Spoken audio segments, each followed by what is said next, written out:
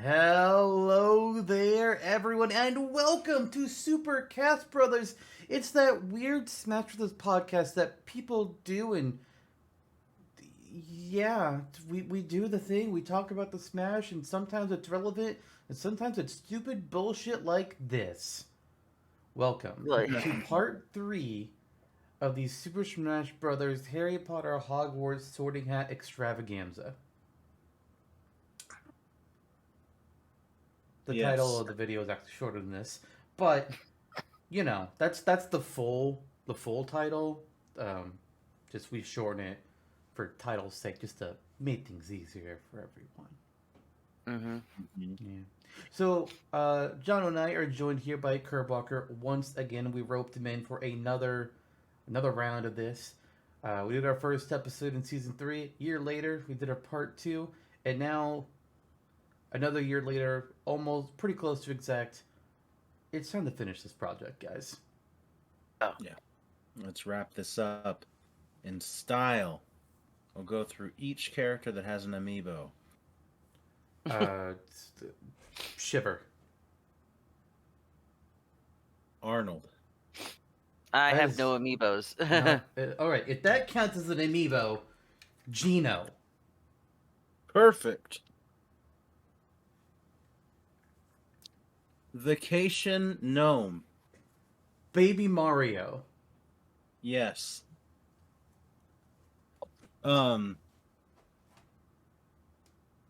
Orko. This copy of Crisis Core Final Fantasy VII Reunion. The See No Evil Gnome. What is happening here? The My I Have Resting Lich Face mug. the Speak No Evil Gnome.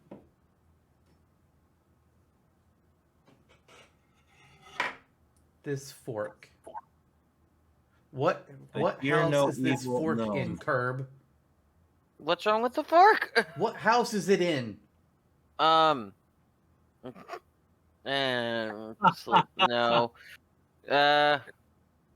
Ravenclaw. Because Huh? a knife is It is definitely very good at getting the Slytherin. point. Mm-hmm. A knife is definitely Slytherin, and a spoon is definitely Hufflepuff. But what about the spork? Ooh. Squib. Also, I feel like chopsticks should be Ravenclaw. Honestly, yeah, that's Because fair. you gotta have smarts to use chopsticks. True. Okay, so who's starting? Wario Land 3 for the Game Boy Color. Nobody played that game. Yeah, they did. I did, and You're not and somebody. Waluigi did. Okay, anyway. Anyways, so yeah, if you're watching the video version of the podcast here, actually, I guess you would already see it. If you're watching the audio version, I guess I should address you. We do have up a little display of everybody showing what houses they're currently in and who was left to sort. Video watchers, you can obviously see it in front of you. Audio listeners, I guess, should we just? I guess we should do a run through to remind people who's been sorted where, because it's been a year since the last episode of this. I think that's fair. Wow. All right, I guess I'll do it. I'm So- gonna time you. We got some Gryffindors here. We got Captain Falcon, Kirby, the Ice Climbers, Falco, Ken, Duck Hunt, Mario, Mithra, Young Link, Squirtle, Solid Snake, Mega Man, Lucas, Meta Knight, Daisy, Ryu, Ike, Greninja, Inkling, Me Sword Fighter, Luigi, Simon Belmont, Lucina, and the Pokemon Trainer. That's the Gryffindors. There's a lot of them. Shocker, right? A game where most of the characters are heroes from their games. Shocker, they would largely be Gryffindors. Who'da thunk? Mm-hmm. Meanwhile, Slytherin has Ganondorf, Jigglypuff, Bowser, Wario, Steve, Piranha Plant, Wolf, Incineroar, Kazuya, and King K. Rool. The Hufflepuffs include Villager, Sora, Yoshi, Ness, Donkey Kong, Banjo and Kazooie, Lucario, Palutena, Roy, Cloud, Olimar, Peach, Corrin, Wii Fit Trainer, Pac-Man, Bowser Jr., Mr. Game & Watch, Toon Link, and Pit. And then the final house, best house, Ravenclaw has Stannis, Robin, Zelda, Sheik, Mewtwo, Shulk, and Bayonetta. And that's where Yep. things stand. That is 60 characters that have all been sorted to houses so far. There are 30 left to go, and we're getting them all done today. Mm-hmm. Mm-hmm. Hopefully. Part 3, the finally, baby, let's do this. Part 3. This time it's personal. Gasp. Mm. Well, we're gonna go ahead and do things like we did in previous two times. We're gonna alternate choosing what character we want to discuss next, going with me, then Jonno and CurbWalker. So the character that I want to start out with is a character that Curb you only recently got introduced to. Because I made you watch me play through all of Persona 5 Royal and uploaded it to YouTube. Yep. The playthrough is still being uploaded. It's a longin'. It won't be fully up until I think March 2nd. That's when the final episode goes up. Good lord. It's a long ass game, guys. Yeah. So yeah, let's talk about Joker here first. Leader of the Phantom Thieves. I personally think he's a pretty obvious slot here. But what do you guys think? I kind of have an obvious slot for him too, kind of, but I mean, it's so. Jonno, what do you think? Do we have another Gryffindor on our hands here?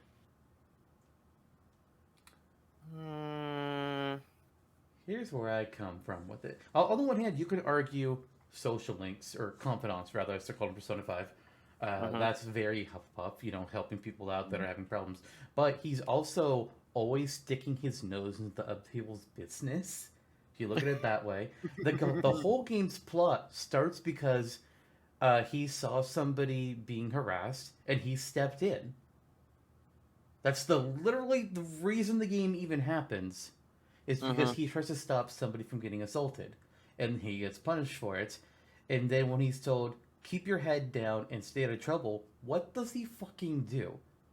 He immediately gets into trouble. Gryffindor. Yeah, I think so. Yeah, I was kind of leaning more Hufflepuff because he seems like such a hapless hero sometimes, but it does seem like he's really driven for it, from the Gryffindor side, from a justice point kind of. Mm-hmm. So it's not just he just kind of fumbles into it kind of. I was thinking that at first, where it's a lot of the stuff he deals with is kind of is this bold? This is just kind of there, but yeah, I think it's fair to call him a Gryffindor, honestly. Yeah. If I was to look at the other Persona main characters, I think the Persona 4 protagonist, I think he'd be a Ravenclaw. Yeah, I think so too. But then Persona 3, which I haven't gotten you into that one just yet. We'll get there. I think I might call him a Hufflepuff. I'd have to replay the game before I give that assessment for real. I think I'd call him a Hufflepuff. Okay. Okay. Sweet. We are rolling here. I will choose as my first for this round, Rob. Robin? No, Rob. Sorry. Oh, Rob. I was about to say, I thought Robin was already sorted. Yep, Robin was already sorted. Rob, I have some initial thoughts on, but let's hear from the party here first. What do you guys think? I have a way to interpret Rob, because Rob himself, he's literally a toy. He's a peripheral that attached to the NES, and you used him to play 2 games. There's no actual character to Rob, technically speaking. Unless you look at Super Smash Bros. Brawl, the Subspace Emissary, and the character of the Ancient Minister, which is the Rob that we play as in Smash, and what he's doing in that game, which I'm assuming is where you're taking it, Jonno. Yeah. And then Curb, you don't know what that is. I don't. I'll let Jonno take it away then, so that he can give you some intel. The ancient minister is the primary for the majority of the mode, the primary antagonist of the subspace emissary, which is like a story driven adventure mode in Brawl. Um, so kind of plays out similarly to other platforming games, but Okay. within the scope of Smash. Which is diluting it down. So like all the characters get a spot in this like kind of mangled epic story. So he is the central antagonist, and is the leader of this antagonistic army who's taking over the world, etc., etc., and turning and Smash Brothers characters back into trophy form, like non moving inanimate objects. Um, and it's difficult to see why they're tearing up the world with this goal up until a certain point where there is a sudden turn in the character, and when the bad guys are about to ultimately win and use the subspace bombs to destroy the entire world, the ancient minister turns on all of the other R.O.Bs who are fighting in the arm in the subspace army, and turns heel and helps the characters escape. Huh. Yeah, and I can't really honestly I can't recall the motivation for why this was all even happening. I can tell you the motivation You? for why I think for Okay. I can tell you the motivation for not for why the plot of the game happens, because why is Taboo doing all this? I don't know. Is Taboo the player's mom? Because in Smash 64, the intro sequence has a disembodied white gloved hand with Master Hand, setting up a little arena and picking up toys, making them fight with each other. And then the Subspace Emissary has Taboo destroying the world of all these characters. So is Taboo your mom telling you to clean up your toys and put them away? I'm just saying. Could Taboo be is your mom. Brawly's favorite character in video games. Good times. Back on topic. So as far as like what Rob's motivations are and why he's helping the bad guys, it's basically under threat. Oh, He's that's told right. like because Rob is the leader of the Robs. In Smash Brawl's Subspace Emissaries continuity, Robs are a race of Okay. robots that all look like him, kind of like a Yoshi and a Toad situation, but the robots. And Rob is their leader, and it's basically, hey, I'm gonna destroy all of you if you don't help me. If you are familiar with Marvel Comics and the characters of Galactus and the Silver Surfer, Rob is the Silver Surfer to Taboo's Galactus. He Hmm. is he is Taboo's herald, so to speak. And he's forced to cooperate if he doesn't want his people to be destroyed. But then his people are also the ones that have to activate the subspace bombs, which basically turn everything in a radius into nothingness. All matter in an area is destroyed, which means his Robs are having to sacrifice themselves to do all this stuff, which he doesn't really like, but he can't do anything about it until he finds these heroes that are just like, oh shit, they fight good. There's a chance. Hmm. Fuck you, Taboo. I'm out. Hmm. That's basically his motivation is to save his people, which is why I say he's Hufflepuff. I am leaning more towards Hufflepuff after that whole description of it too. Yeah, Like I don't yeah. really see any of the other houses. The only other house that could make sense to me is Ravenclaw, and that's purely because he's a robot. He's super smart at 001001. Hmm. Yeah, stacks the green block over the yellow one. That's true. If you look at the stack of a Gyromite game, technically Ravenclaw does make sense just with taking the smash out of it. because you had to do programming sort of in those games. Mm-hmm. Huh?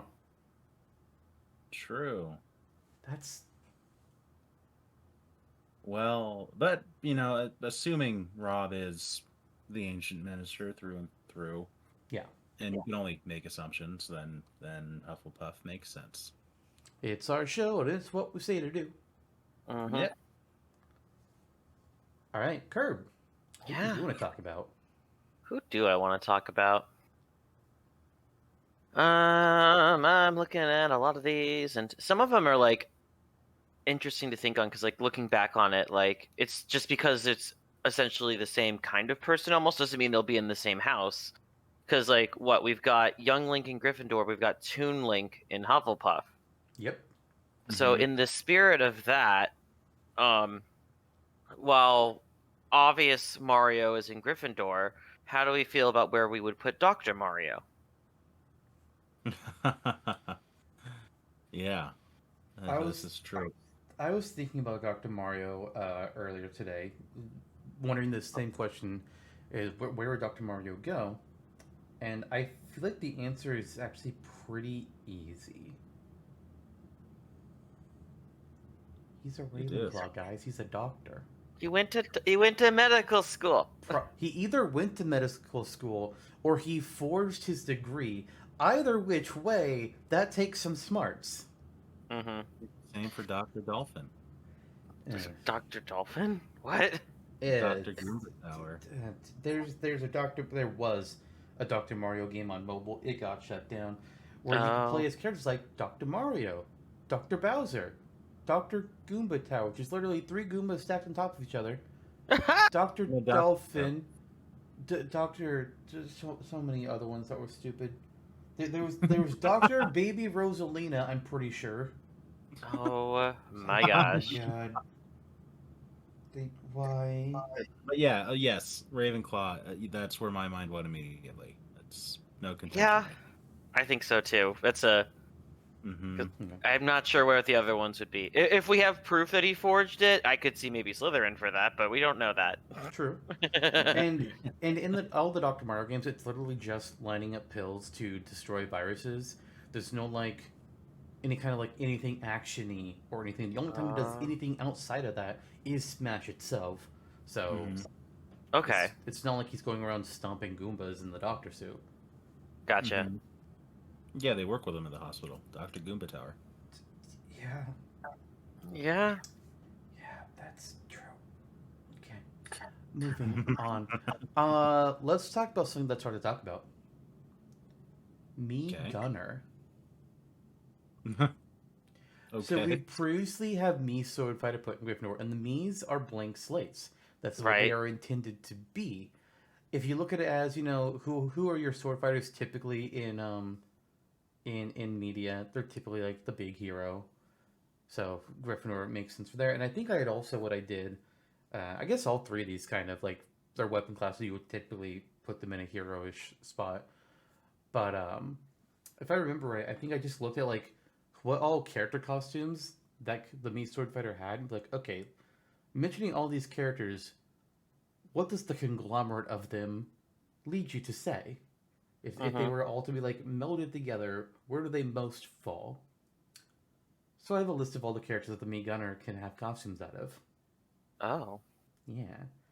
So some of these are just like generic things, like butler, maid, that go on everything. Or there's like Wild West gear for cowboys, or steampunk gear, or an astronaut. But for ones that are specific characters, there's Gino from Mario RPG, Samus, Fox, Isabelle, KK Slider from Animal Crossing as well, the Inkling, Marie from Splatoon. I don't see Callie listed, unless she's later in the list. That's weird. Chibi Robo, Ray Mark III from Custom Robo, Saki Amamiya from Sin and Punishment, Tails from Sonic, Megman X, Proto Man, Megman.exe, Bear from Final Fantasy VII, Sans, Cuphead, the Vault Dweller from Fallout, Doomslayer, and that's all of them. Those are all the guns of characters. I think the vast majority of those are Gryffindors. You think so? Curb, what do you think? like it was tough for a little bit on it, but because like at first I was trying to think of like, okay, the different Miis and their styles, and it's like, okay, of the 3 different ones, like the gunner one seemed the most like almost defensive and tactical on it, because like sword fighter is I like agree. in the heat of it kind of thing. So I was like thinking at first like, oh, from a Ravenclaw perspective, but like Mhm.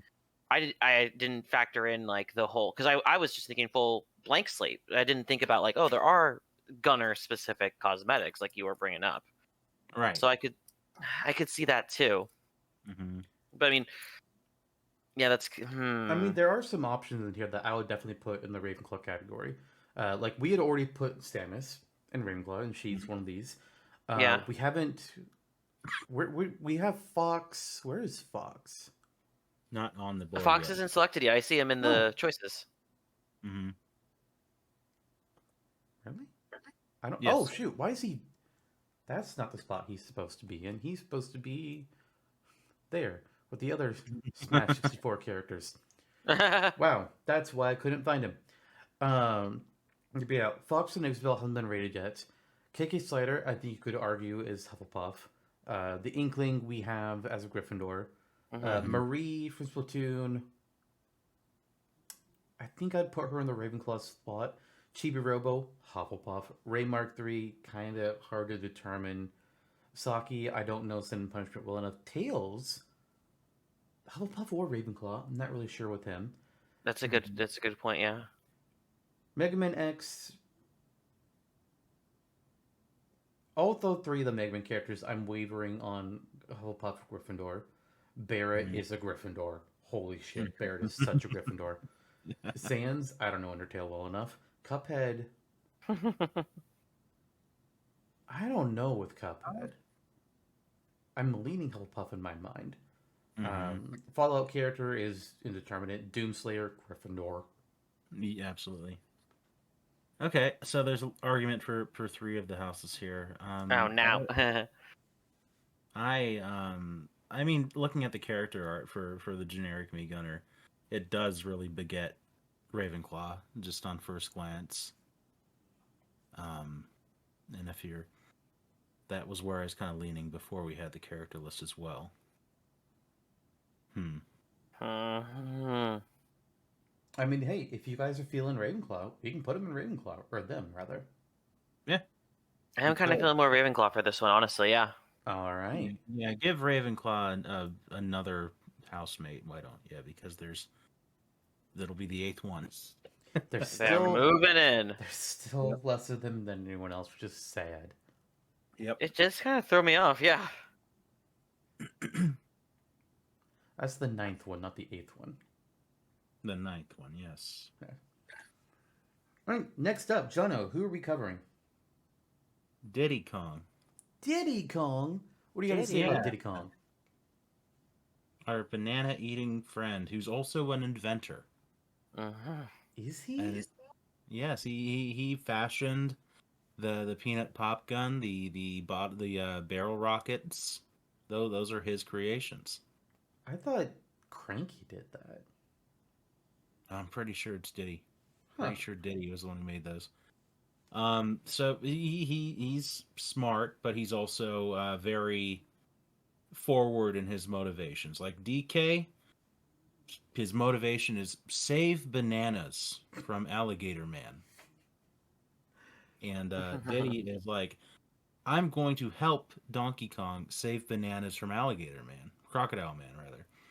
Um, and in those regards, all the Donkey Kong Country games that Diddy is playable in, it's very friend motivated. He is there to help Donkey Kong. He's there to help Dixie, and the other Kongs on the island. He's very brave, but I think with a very intimate motivation, and kind of silly and stuff. I think that surmounts the few weapons he's made. I think he's probably Hufflepuff. That's kind of my lean here. I'm Yeah, trying to it's a find where the hell he invented them. Because what I'm seeing is, oh, in DK64, he buys them from Funky's store. If you invented something as your personal weapon, why Mm-hmm. would you need what? Why would you need to buy it? I don't know what's up.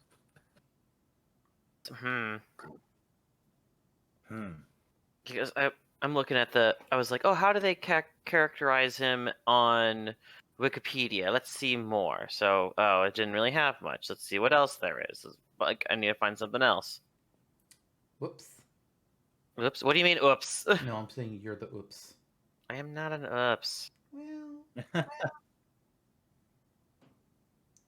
Personality. Friendly and adventurous character, willing to help out his friends during times of need. Somewhat of a peace seeker, which is an offset to Donkey Kong's more aggressive behavior against his enemies. Defining personal trait is his energy and gaiety to the point of childishness. Always shows excitement in various competitive sports. Show him holding his head with both his hands or firing a... Okay...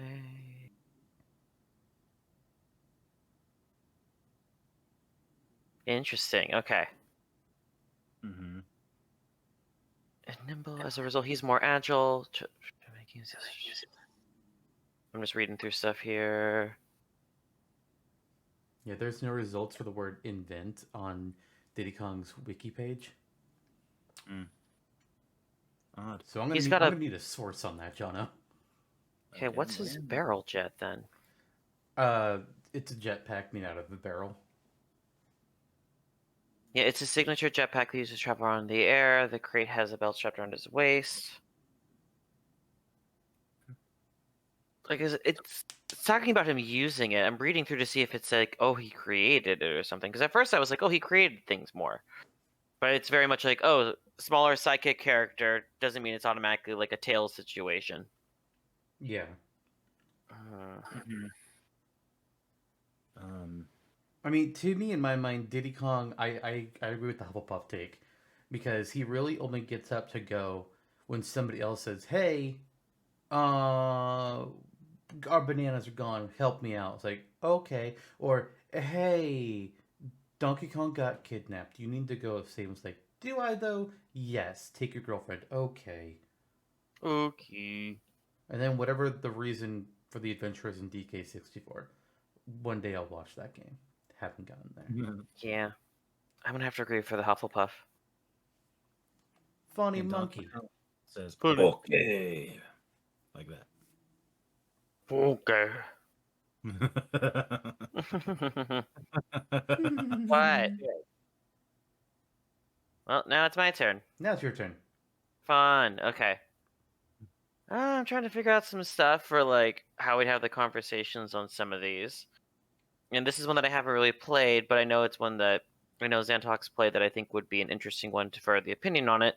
So while I'm pulling this one up to learn more about, Zantok, can you start talking about Dark Pit? Dark Pit. Dark Pit is an interesting one. I think. Okay, so Dark Pit only gets created whenever Pit is fighting the goddess Pandora, who has stolen the Mirror of Truth, I think is what it was called in Kid Icarus Uprising. And Pit's going to go destroy it because Pandora can use it to create copies of an army and do bad shit to the human world. And Pit, classic dumb-headed Gryffindor move. Is he a Gryffindor? No, he's a Hufflepuff. Classic dumb-headed Pit move. It's a Gryffindor move either way. He definitely pulled a Gryffindor no matter what house he's in. He goes charging towards the mirror that can copy things, kicks it, and breaks it as a copy of himself forms out of the mirror, not fully complete, because he broke the mirror, and that's how Dark Pit is created. And Dark Pit is meant to come off as this darker, edgier version of Pit that, back in the 90s when everything was supposed to be like, man, we got the edgy versions of characters now, like Shadow the Hedgehog. He's Sonic but with a gun. Yeah, so Dark Pit's kind of supposed to be that, except he's kind of comedy. He's kind of comedy. He starts off being antagonistic, and he thinks that he can do everything under his own power, but then it turns out, oh, no, I can't. I was actually borrowing power. Uh-oh, I can't fly. Help. and he ends up teaming up with the goddess of nature, Viridi, because Pit and Dark Pit both, while they have wings, they cannot fly. Palutena has to give Pit the gift of flight in order to allow him to fly, but it only lasts for 2 minutes at a time, and Dark Pit is the same way. He has to be given that ability. The only reason he could fly an earlier part of the game is because he had Pandora stored inside his body because she decided to hitch a ride for evil plot reasons. Dark Pit, though, despite the fact that he comes off as the edgier version of Pit, and supposed to be like the bad guy anti-hero, he's a softie at heart, and also he literally cannot exist without Pit. If Pit dies, Dark Pit dies. Which is funny when you're trying to be edgy and be like, no, I'm the real version of you. And it's like, oh wait, if he dies, I die. I must not be the real version. Fuck. That's that really hurts your self-confidence now, doesn't it? That part did make me giggle a bit when I was reading it. It's like, well, shit. I need this. I need this. Kid Icarus Uprising, fun game though. Maybe one day we'll get it ported to Switch. That'd be cool. It would be. Have less hand breaky controls. But that's basically the Primarch Dark Pit. I feel like even though he starts out antagonistic, I don't think it's really because he's bad. It's more because, hey, I'm here. Why am I here? I'm you, but not you. I'm my own thing, and I'm acting out like a teenager. He's a teenager. That's Dark Pit. But then he helps out in the end. And him and Pit, even as much as Dark Pit hates to do it, they basically have they have a, I forget exactly what I would call it, the whole Chaos Kin segment, Jonno, where they had like little speech that they team up to do for some reason. I can't think of what I would call that, but everything with Dark Pit tells me he is a closeted Hufflepuff and he is embarrassed about it. Oh, really? I think so, yeah. I think he's the kid that would want to be sorted into Slytherin, but would go to Hufflepuff and be like, it'd be scandalized. That's Dark Pit, I think. Yeah, I see that. It's weird because it's very much like hearing that and seeing Pit there. It's like, okay, if you had to pick one to be in Hufflepuff, it's obviously Pit, but like it's not. That's not how this works. Kind of thing. You kind of hope that they'd be different because you see it with the others. Like I was almost like the kind of bratty teenager thing, like not even really being evil, just figuring stuff out and doing whatever he wants. I'm like that's kind of Gryffindor ringing to me, is what I was thinking at first too. That's fair. I was also kind of thinking like when we were looking back at the start, like before the episode started, I was looking at the characters. I was like, Pit's in Hufflepuff. I feel like he could have been a Gryffindor, but maybe the argument was because he's doing it in service to Palutena, and he's also a bit of a dumbass. Well, Gryffindors are dumbasses, so he should be in Gryffindor. Pit is known for the line, "Floor ice cream gives you health." Pit canonically eats food off the ground. That is awesome. This is canon. Yeah, he's not Hufflepuff. Joking. So do we think Dark Pit is also Hufflepuff? After everything Blister said, yeah. I think yeah. I see it. Two sides of the same coin. Literally. Yeah. But yes. Like actually, yes. A Dark Pit hates every second of it. I see it. Okay. Kind of like your reaction to you and I being in the same house. Oh God. Next character. Let's see. Who to cover next? You know, we've got a few Pokemon still on the board here, so let's go ahead and talk about Pikachu. We haven't talked about Pikachu yet, and we're all three big Pokemon people. So let's see Pikachu. Obviously, this is not a random Pikachu. I think is a fair argument to say this is Ash's Pikachu, right? Yeah. Especially like Smash 64, and I think you could also say Smash in general. When it comes to the Pokemon picks, there's definitely an anime bias. Pikachu, Definitely. Jigglypuff. Mhm. Maybe not so much Pichu, but Lucario, Mewtwo. Mewtwo. Yeah. I'll throw Mewtwo in there. Like there were still reasons outside the anime to include all of these. Um, Charizard. well, Charizard Yeah. actually is not an anime choice. Yeah. Yeah. Um, Yeah. Mm-hmm. yeah, but So then it's my Ash's. question is, did how much like because I'm thinking someone had a huge presence in the anime, but their presence in Smash wasn't because of anime. Is Squirtle too, and that's someone we already ranked. So I can't. I'm trying to remember how we factored that in. Me, fuck if I know, man. I But know, considering right? he's in Gryffindor, I'm gonna say we went with Squirtle. Mm-hmm. I think that's probably what we did. Mhm. I Right. think it's easiest for all the Pokemon. The only if we just look at what was their anime equivalent, I think the only one that we can't do that with is Incineroar. Mm-hmm. And instead, we just lean on the fact that he's literally supposed to be the heel wrestler. So hey, Slytherin, bad guy. Right. Right. I Mhm. remember that one. Yeah. But all these other ones, except I mean, Ivysaur also, uh, Bulbasaur never evolved, but we can just say that oh yeah, it's Ash's Bulbasaur Mm-hmm. because Mhm. it's easier. Yeah. Although Pichu will also be difficult because he doesn't. There's no. We'll get there. Pikachu. Let's Yeah. see what we're on right now. It's Ash's Pikachu, the ketchup connoisseur. Why? Pika. Pika. Yeah. I Pico. think like many characters, Pikachu is between Gryffindor and Hufflepuff. Mm-hmm. He's not afraid to stand up and do his shit. When Ash was first trying to take him to be a starter, he was just like, "No, fuck you, I'm gonna shock you," and that's why we have coma theory. Oh my god! But Yep, that's Pikachu has true. also shown an intense amount of loyalty, which is a huge credit to Ash's ability as a trainer that he's able to instill loyalty in all of his Pokemon with relative ease. Some of them are dicks, Mm-hmm. Charizard, Mhm.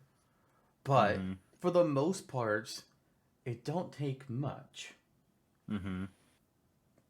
But I think, and this might just be like in the nature of how Pokemon tends to work. I think I lean. Fuck, I'm forgetting my word. I lean Hufflepuff actually for Pikachu. Interesting. I was leaning Gryffindor myself. For the reasons that you had referred to, the selfless nature of Ash's Pikachu and the kind of incredulous moments that Pikachu has, defending Ash and kind of like the world in some circumstances. Mm. He did his I think. tears. Actually, no. I guess that's a different argument. No, Mhm. I'll say like his tears did bring Ash back to life. It's like wait, no, that's more of a Hufflepuff trait. That's right. And there was a lot of Well, the, tears. Mm-hmm. the fight against Mewtwo is a good drawback to Griffin Mm-hmm. callback, and I'm sure to other similar fights throughout the series. Except we put Mewtwo in Ravenclaw and not Slytherin. Right. Yeah. I mean, here's the thing. I'm actually gonna lean more Hufflepuff now because bringing up the Mewtwo movie, like Mhm. something that stuck with me too is like I don't know. Now I'm just thinking of it too much with what Pikachu, like that moment where Pikachu is refusing to fight the clone, like sticks out in my mind. Where it's like, yeah, like a Gryffindor. Would a Gryffindor do that? Maybe, but like I see that as a thing, and there is a lot of like Pikachu doing like Pikachu is doing a lot of sacrificing stuff too, which seems more like from the heart rather than like if it was a Gryffindor thing. I think it'd be more for like the glory kind of thing. True. So Uh, I am leaning more. Go ahead. one thing to bring up though, I think there are Gryffindors that would recognize the situation and not fight their clone. Case in point, Hermione fucking Granger. Ah, yeah. Now would Ron? No, Ron's a dumbass. Ron is a Ron would dumbass. keep. Ron would. Both Rons would pull out their broken wand and end up hitting themselves. They're Mhm. both convinced it's one of the twins instead. Stop it. They're both belching slugs as we speak in the back room. Gosh. Okay. Majority vote that I think Hufflepuff is the answer. Pika Puff. Pika Puff. It's all the same color. I Yep. mean, there's a few yellow tinted characters in Hufflepuff. Yeah. Cloud, Pac-Man, Peach, Pikachu, Olimar. Feeling. Rosalina. Hmm. And kind of an enigma of a character when you first meet her in Galaxy. She's helping Mario through his quest to beat Bowser, but what is her personal determination here? It Mario Galaxy actually has like an optional side story where you get to read a storybook and read about Rosalina's past, which is actually kind of tragic. Where I can't recall off the top of my head how she comes into outer space and gets to I gets don't to think know it's the revealed why she got into space. right. That's where there is some weird theories about how she's Mario and Peach's child from the future. It's like, what the fuck? I've heard Luigi's child too. It's like what? But her mom dies in the story, and she then fulfills like her childhood wish of going into the stars and on a rocket ship, I think, and built and getting to know the Luma characters, the little star people that become planets and help Mario throughout his journey. She creates the Comet Observatory to travel through the stars and harbor the Lumas and give them a place to live and prosper in peace. As their and they call her mom. Yeah, You know, she's their maternal figure. mm-hmm, These little star beings. Right. mm-hmm. So, what? Where does that lead her? I mean, I think Hufflepuff is a natural lean given the nature of taking care of the Luma like kids and helping Mario for similar reasons, but um, building a spaceship from the ground up is pretty crafty too.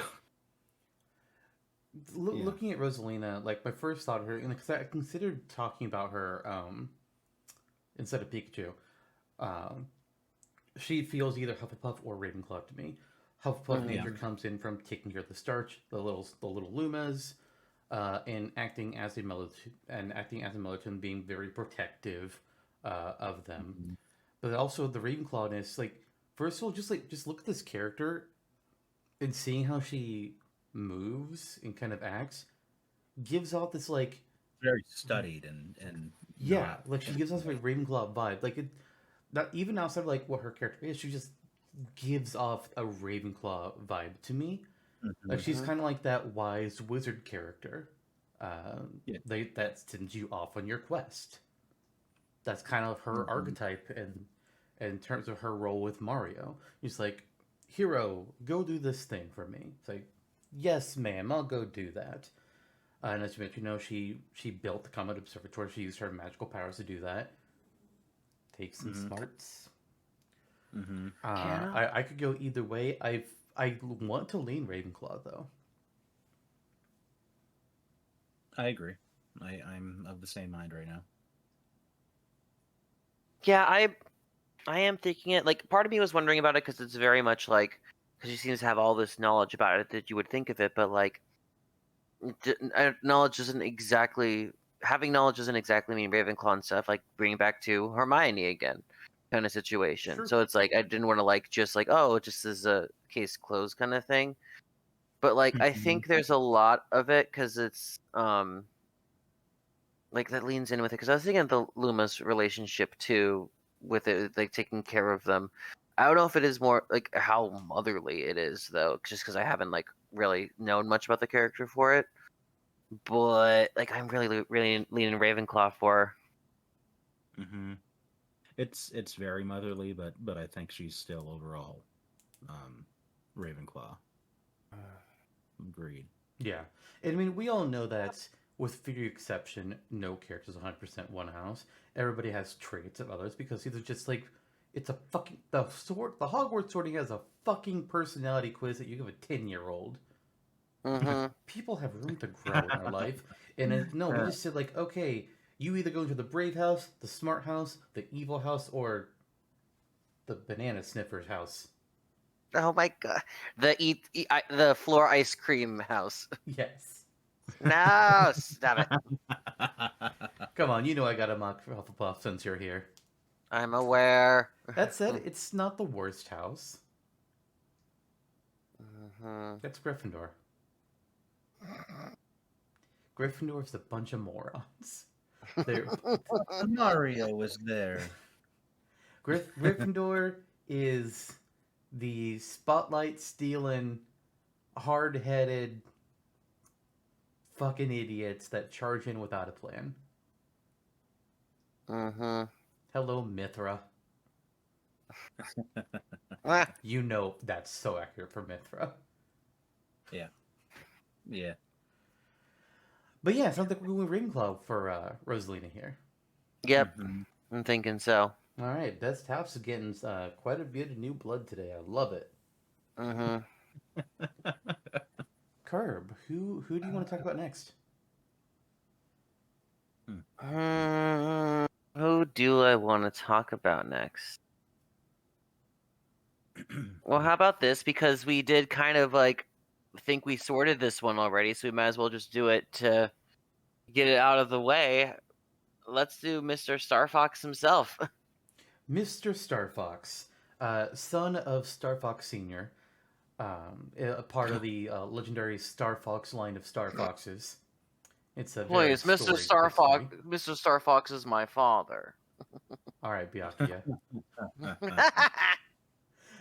Fox the Cloud, leader of Team Star Fox. Currently, maybe the timeline in Star Fox is kind of fucky, thanks to 4 Live Let Wars games and Command. But he took over the team after his father was murdered, and recruited a friend of his and one of his father's old friends to rebuild the team. And they're basically a group of mercenaries. They fly around, they help people out, they do a lot of contract work for the local space military, and they fight in wars because that's what mercenaries do, I guess. Wow. They get in their ships and they fight. Most Star Fox games are just only in the ship and you just shoot on an on-rail segment.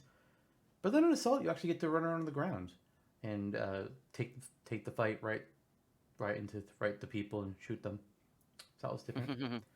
I'm not entirely sure where I would put Fox. I feel like Gryffindor is kind of like the obvious choice. I don't. I feel like there's an argument for Hufflepuff. I feel like there's an argument for Ravenclaw because if I remember correctly, I think he did like he studied with the Cornerian military. I want to say I think both him and Falco were originally part of the Cornerian military before they formed Team Star Fox. I don't know necessarily how smart he was offhand. Not as smart as Slippy, probably. Slippy definitely has them beat. But I don't know. I could see him going a few different ways. I think he's very Gryffindor forward with his he has a very brash, open, adventurous personality that leads him to carry his motivation to fight Andros or to battle with Starwolf or make it through the Sandworm territory and to Titania. I think that's his primary, like his drive is his primary character focus. Very, very heroic. And as the captain of Star Fox as well, I think that lends itself to that. Although yes, there are Hufflepuff motivations there too. I mean, it all began after Pigma working for Andros killed Star Fox Sr. Kind of motivated him to be who he is. So there is that.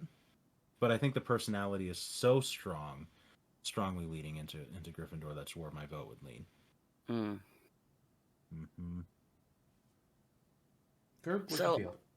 So I am on the wiki for Star Fox fandom and looking at it and reading some of his stuff about traits and stuff. I'm just going to read some of this off for us. Fox is an overall strong-minded and responsible leader, displaying fierce loyalty to his team and to the Cornean Empire. Albeit scarcely of a cocky rogue and a propensity to disregard rules and regulations, and to repine if he's not being paid enough, he is ultimately, according to Star Fox Adventures, pure of heart. He is also shown to be very protective of his friends, as visually perceived in the games, or of his team as well. Always either a stoic look or a cocky smile. Star Fox also depicts Fox as a professional and decisive mercenary. So a lot of that, I think, leans to both Gryffindor and to Hufflepuff for it. Yeah, I was So gonna that's say an that. interesting. I was gonna say like there felt like there were a couple things in there that will Hufflepuff, but I feel like overall that was very Gryffindor coded. It does kind of feel like it comes like a very much strong look. I am very much the protagonist here. Right. I mean, yes. Mm-hmm. Oh, like I mean, like if it wasn't obvious before. I mean. Right, right. Mm-hmm. Mm-hmm. Mm-hmm. I think I am seeing the Gryffindor in that one too. Okay. All right, Fox Is that McCloud. what- Okay. Welcome to Gryffindor. All right, next up, I've got one that I think might be a little interesting. Uh-oh. I want to talk about Little Mac from Punch-Out! Little Mac. Now, there's not a lot that goes on with Little Mac's character here. Little Mac is an up-and-coming boxer from the Bronx. I think he's from the Bronx, if I remember right. It's New York-ish, something. He is shorter. He is a shorter height person. But he wants to be. He's basically just like very rookie boxer, but then this coach who used to be a very skilled boxer in his own right sees this kid and just like, kid, you got potential. This is basically Nintendo made Rocky in a way. It's very, very similar kind of origin there, except the cast of characters is a lot more varied and a lot more bordering on racial problems at times, especially in the earlier games. Yeah. Boy. Slightly problematic in that aspect. I'm not sure if the Wii version fixed too much other than renaming one character from Vodka Drunkinsky to Soda Popinski, which, you know, still a thing. He's Russian, if you couldn't tell. But Little Mac, he's got to punch all these people down. He's got to beat them. He's got to become the #1 boxer in the world, starting with the minor circuit, then the major circuit, and the world circuit. And his coach, Doc Lewis, will help give him tips as he tries to watch each character's tells that he's boxing against and figure out, okay, they're about to do their big hit. Now I need to go in for my strike and take them down, which I think you can code that a few different ways. But Jonno, what do you think about Little Mac here? Because I have a big thought, but I wanna get other thoughts 1st. Well, again, the initial thought here is Gryffindor again. I think, because his motivation, ultimately is kind of vain. Like he's an underdog, and starts out kind of downtrodden with Doc helping him out. But you know, the goal of Punch Out is to be the best boxer, to win the world championship, beat Mr. Dream or Mike Tyson, depending on what game you're playing. Mr. Sandman, King Hippo. Mr. Sandman, yeah. Just call it a day. Seems like a friendly enough guy, right? Like it's whatever, but I think predominantly it's Gryffindor. It's definitely not Ravenclaw. Yeah. Curb? Yeah, I am siding with Jonno on that one. Like, I don't really see much of it being something else. But like, hey, this is I have my Zantok's gonna say it's Slytherin. I have my role and I have the wiki up, and it's very funny because like the line says he does not have much development, not much is known about him or his personality. I'm like, well, that's helpful. You are a squib, dang. I'm about to hit you with my pitch. What? I got something to pitch. Okay, I want to hear it. I want to hear it. Little Mac's a fucking Slytherin. Ooh, I want to hear this. I want to hear this. John, you fucking asshole, you called it. I couldn't stop myself from grinning as soon as Curb was just like, yeah, I agree with Jonno, he's Gryffindor. It's like, Uh-huh. So, Yep. here's my pitch here. So, Little Mac, first of all, Slytherins are not evil, right? Mhm. Correct. Slytherin the house is one of its defining traits is not being an evil dickhead. A lot of evil dickheads are from Slytherin because a defining trait of evil dickheads is ambition. Mm-hmm. And ambition is a defining trait of the Slytherin house. So is cunning. Little Mac has ambitions to become the number one boxer in the world. Hey, look, there's a big ambition right there. That's being the number one at pretty much anything. That's pretty fucking ambitious. But to do this, he has to beat a bunch of other opponents that have been boxing a lot longer than he has. And I might also, and a lot of these opponents like to cheat, which is probably Slytherin of most of them, especially King Hippo, and probably Super Macho Man. I think those two definitely would also be Slytherin. But Little Mac, also on top of his ambition, is a cunning little shit. He has to be, though. Because, yes, he has Doc Luce in his corner giving him tips, helping him out. But Little Mac still has to be able to put this information to use. He has to be able to figure out what all of his opponent's tells are and figure out the best way to stop them. During the rematch fights, the title matches in Punch Out for the Wii, one of his opponents, King Hippo, decides to try to cover up his biggest weakness. Because King Hippo is this big guy. He's got a big old belly, and his weakness is his belly button. Little Mac realizes, oh, this is your weakness. I'm just gonna punch your belly a lot until you go down. Well, the rematch is King Hippo fucking duct tapes a manhole to his gut. What the fuck? Ref, what the fuck is this bullshit that you're allowing? But Little Mac is able to deal with the issue, punch around, and is able to get the manhole to fall off of King Hippo and attack that weak point once again. He's able to use the star counters to do star punches, which is his most powerful attack.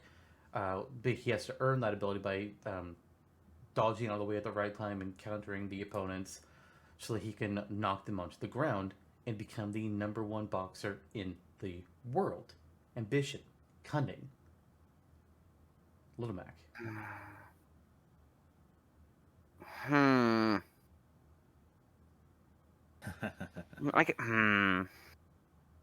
mean, it's a good argument. It is. It is. How do you feel about it?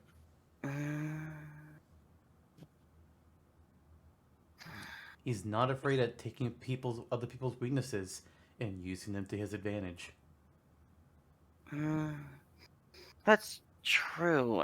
It's interesting because with some of the stuff about the methodical and using that kind of like it's cunning, but it's also so strategic to a point that it's like, is that like it's kind of like a trait with Ravenclaw, but I wouldn't like fully call him Ravenclaw either, though. That one doesn't seem to really fit as much because it's not quite the knowledge base. No, So it's not like he's studying tactics like that, like what Robin would be doing. It's okay. studying his opponent and figuring out how to take them down. He's not commanding an army. So yeah, I wouldn't go so far as to say Ravenclaw for him. Slytherin though is the second most intelligent house.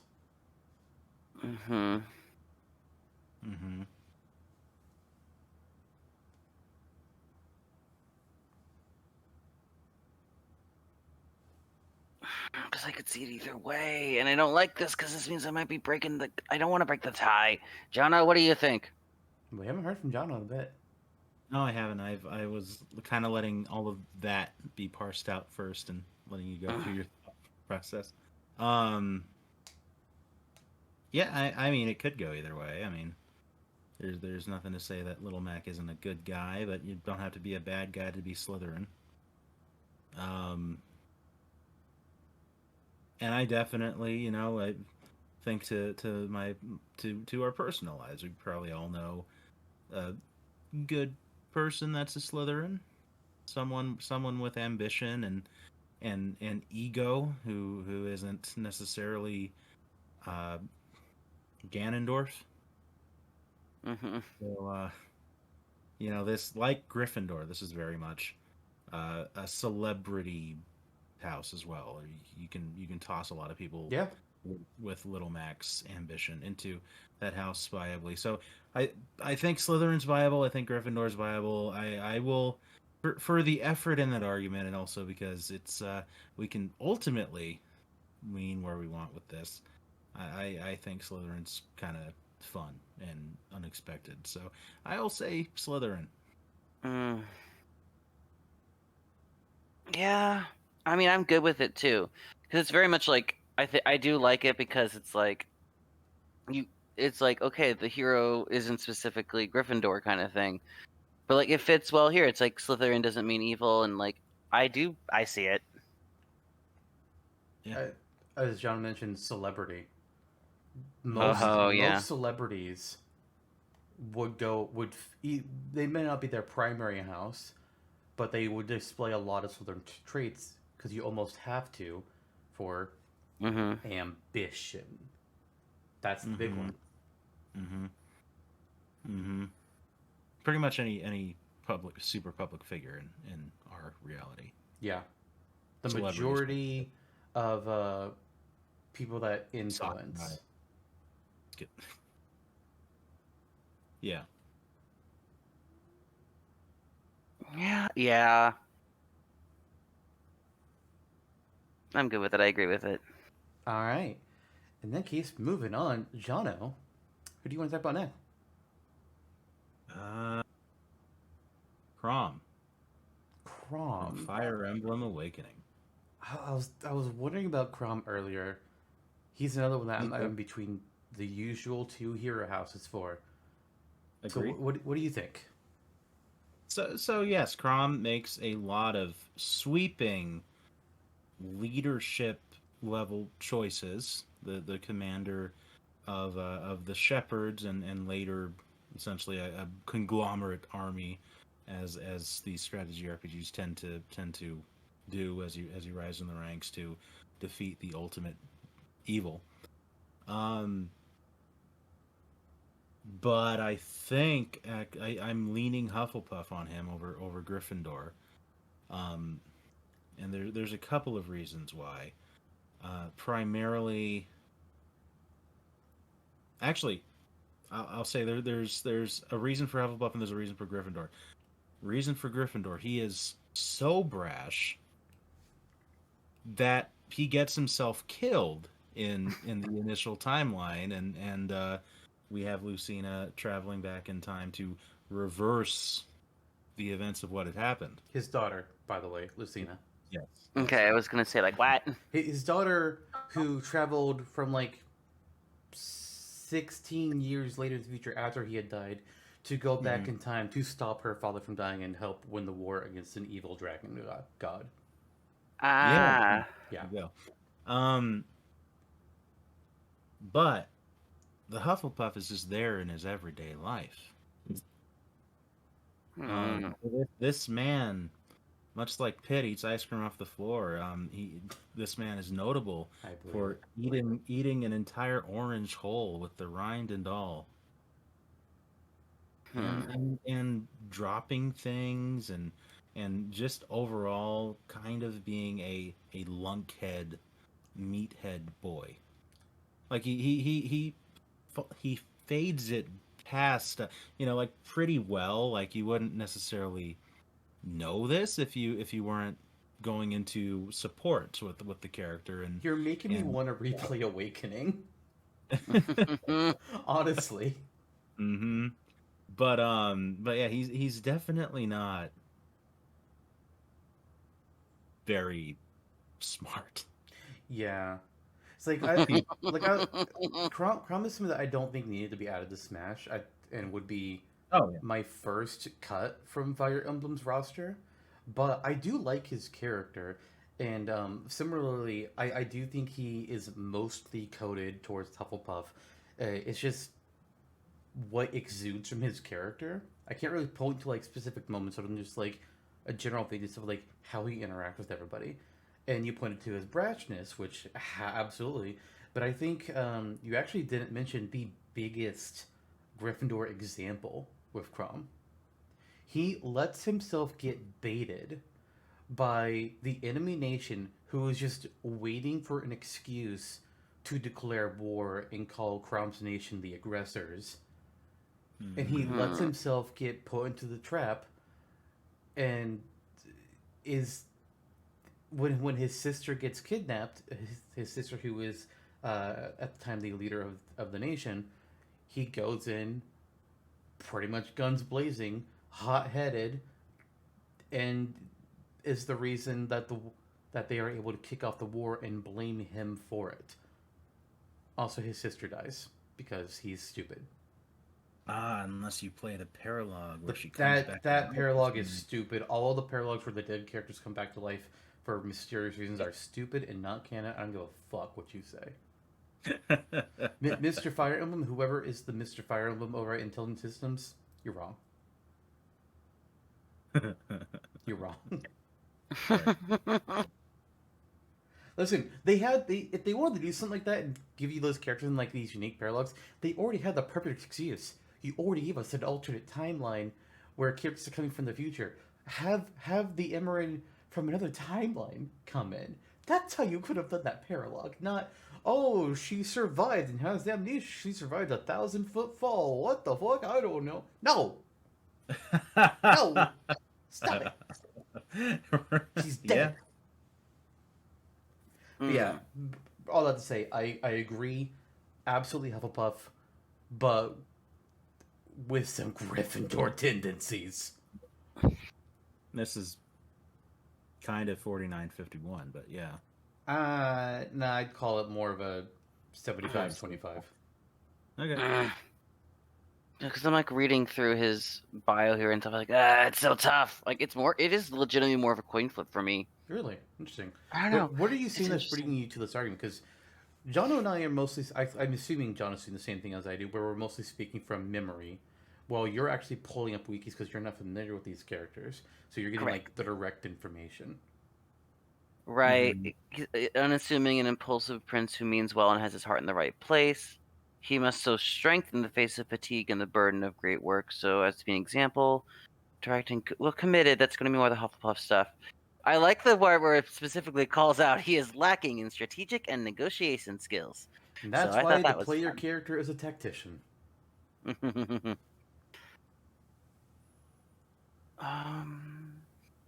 There's a lot of that stuff here. He much prefers to lead shepherds into battle than perform formal duties. Find the life of a royal to be stifling and a hassle. If I remember correctly, doesn't he specifically form the Shepherds, which is like his personal band of not quite mercenaries, not quite army, but they're basically just explicitly created to travel around the countryside and just help the people with whatever they need help with, which is mostly repelling bandits from attacking. That is very Hufflepuff. And like he wasn't supposed to become the leader of his nation. He was second in line. His older sister Emerin is the leader, and he only takes up the position because she gets killed. That's the only reason he becomes the leader.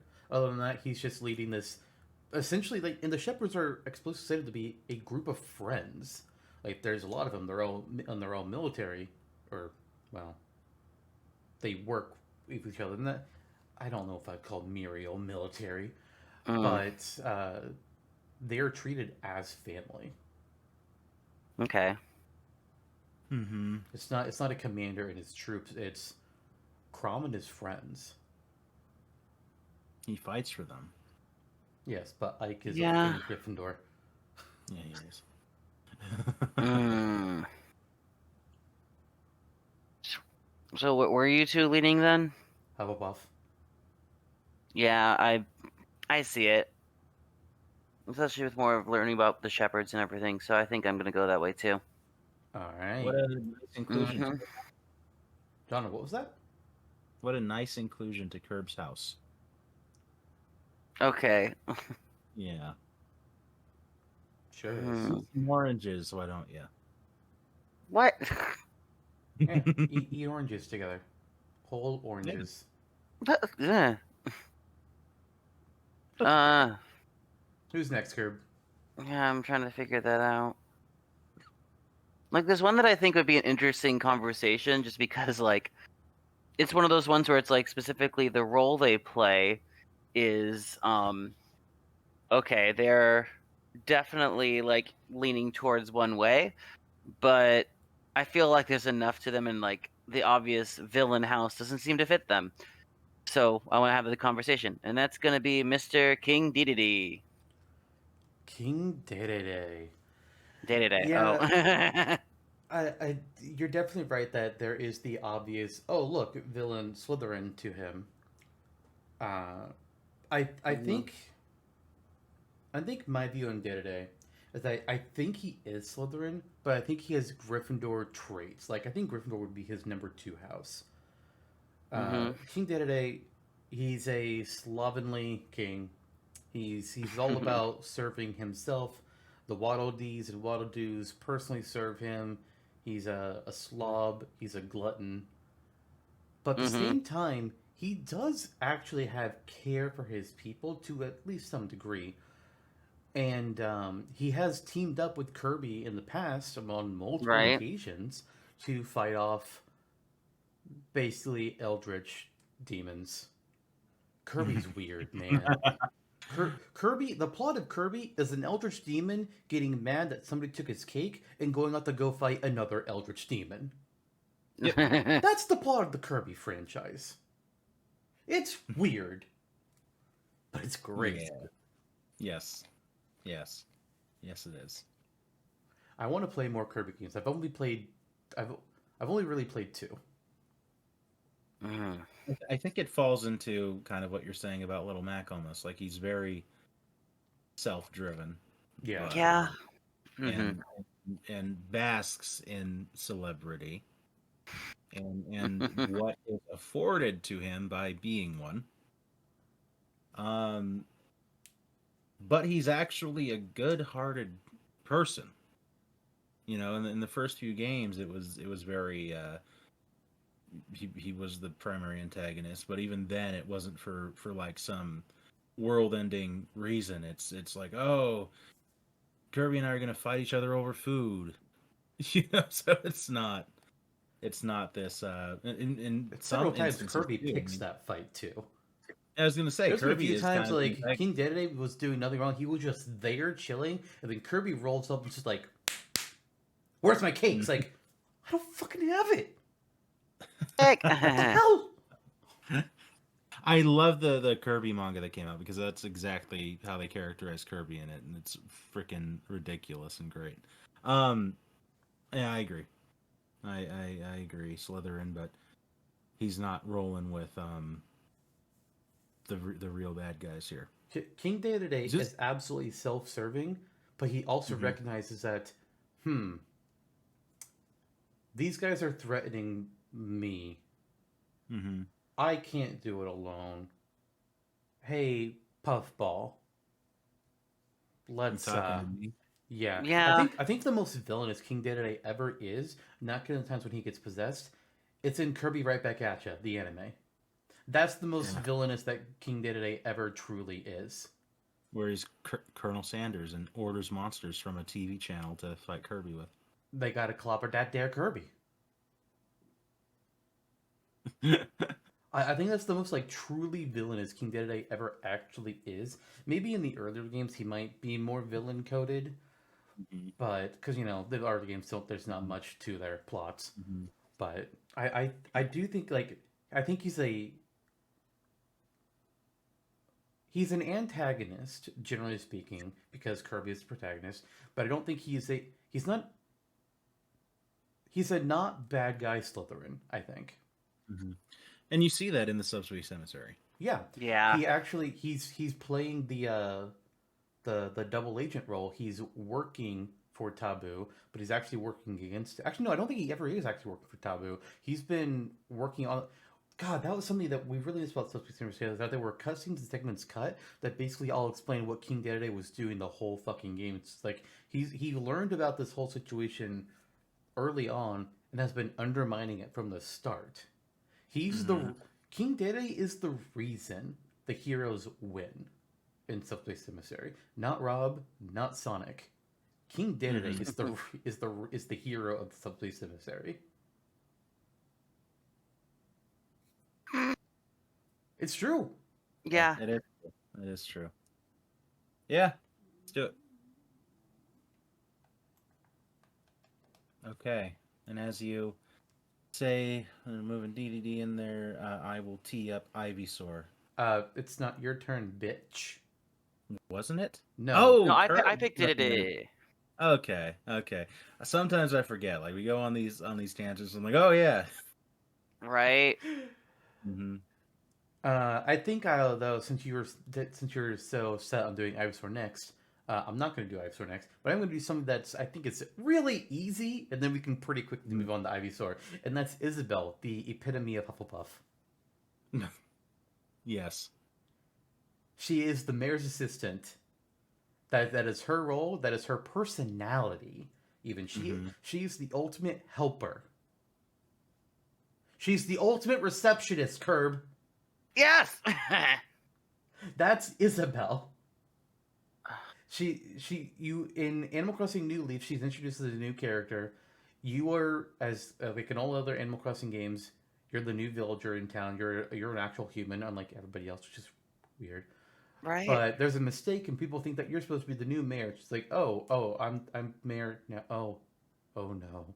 But Isabelle is your dutiful mayor assistant, and she helps you do anything and everything that you need to do.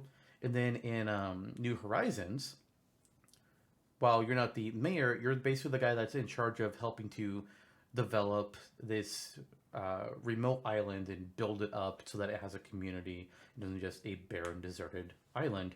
And Isabelle is, again, your number one assistant in the game, helping out with anything you need to do. Mm-hmm. She's an easy Hufflepuff. Agreed. And, yeah, very much. Like it's very hard to be like, which other one would it be? But it's just like, yeah. Like, I would not put her in any other house. None of them make sense to me. Agreed. And again, it's a yellow character. Yep. Another yellow Hufflepuff. Okay, yeah, but Ivysaur. Ivysaur. I'm very confused about what to do here, and that's why I wanted to bring it up. I have some thoughts, but I want to hear if you two have anything else first.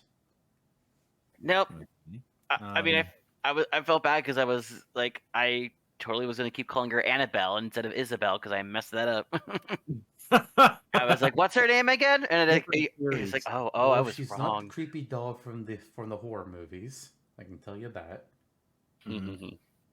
I've got a pitch for Ivysaur here. If neither of you are sure what to do, if Pikachu is Ash's Pikachu, if Squirtle is Ash's Squirtle, Ivysaur is Ash's Bulbasaur. Mm-hmm. Okay. Bulbasaur is introduced, if I recall things correctly, as the protector of a community of grass type Pokemon that is keeping them safe from. I don't remember what the threat is, but just like threats, generically speaking, threats. Mhm. Any other trainer, really? Yeah, I think it's supposed to be specifically like humans and trainers. Yep. And he's the leader of this little group. For some reason, he gets convinced to travel with Ash. I don't fucking remember why. Never evolves. Shame.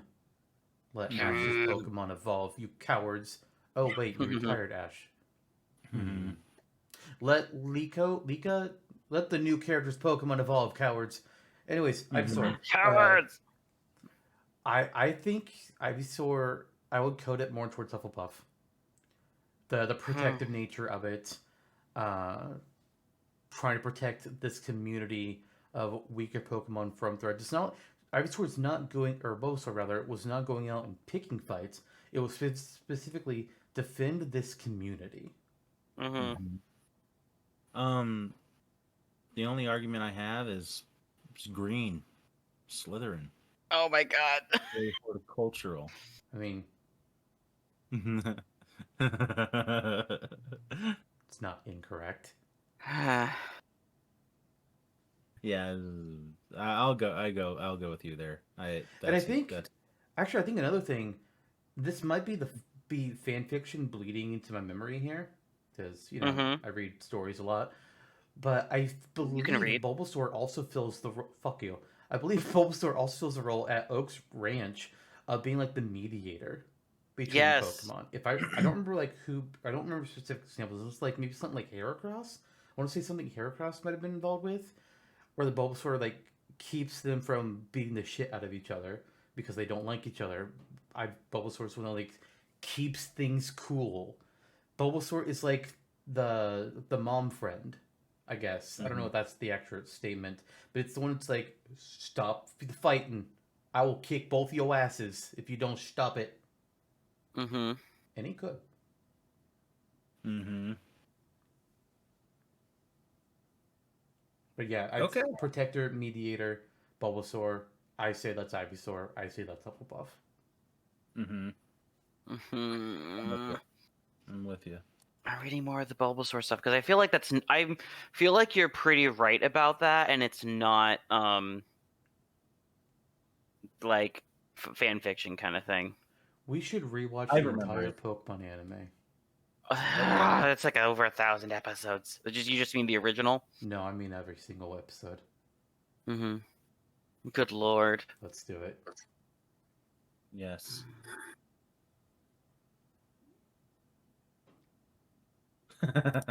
There's so much Bulbasaur lore here. I can't read it all.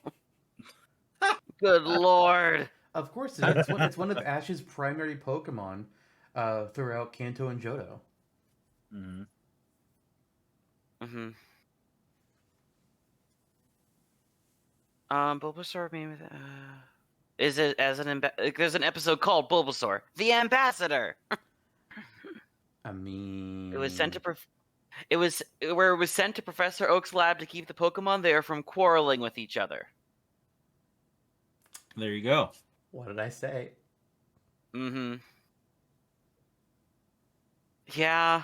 There's a lot of huffle there. It was just so funny because like it's not like the everybody be friends kind of Hufflepuff because Bulbasaur tends to sometimes have like a curmudgeon-y kind of attitude. From what Bulbasaur I is know. not afraid to put you in your place if you're acting up. Yes. Mm-hmm. It's like, all right, listen to you, little spring chicken. I will end you. Mm-hmm. I've been in wars. End you. Been in wars. Mm. Okay. Yep. Oh yeah, there's even parts like even outside of like this because that one I was talking about for Ambassador was during the Johto stuff, and here I am scrolling through, and there's like in Hoenn, Oak like flat out being, "Hi, we need Bulbasaur back to help here, please." Man, Oak. Respect to Oak, man. He puts up with so much bullshit from Ash's Pokemon. Jesus Christ.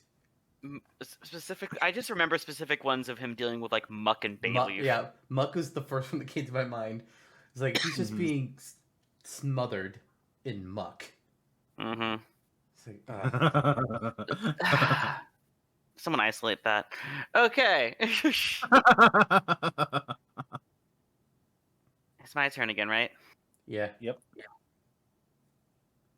So I've been keeping track, and it's wild. Jonno, 4 of your 5 picks you've done have ended up in Hufflepuff.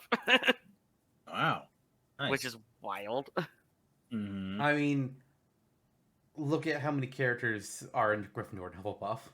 I know. Crazy. Other fun facts. Lister and I have managed to hit each house with ours so far too. So that's interesting. I intentionally try to balance things at times. I was trying to. So, let me think here, because the problem is we're gonna get to some of these that I don't know who they are. I'm gonna have to be like, "Hey guys, who's this one? Who is this one?" Actually, you know what? I'm gonna force something on you, Curb.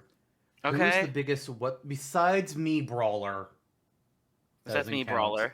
Who is your biggest? Who the fuck is this? The dragon. What the frick is? You called it the dragon. I love this. That is Ridley. Okay, hi Ridley. Nice to meet you. Dragon. I'm Curb. The dragon. This It's the is dragon. incredible. No. Okay, Ridley. Hi, Ridley. What you about? Ridley is a big villain. Ridley is the villain of the Metroid franchise. Ridley killed Samus's parents.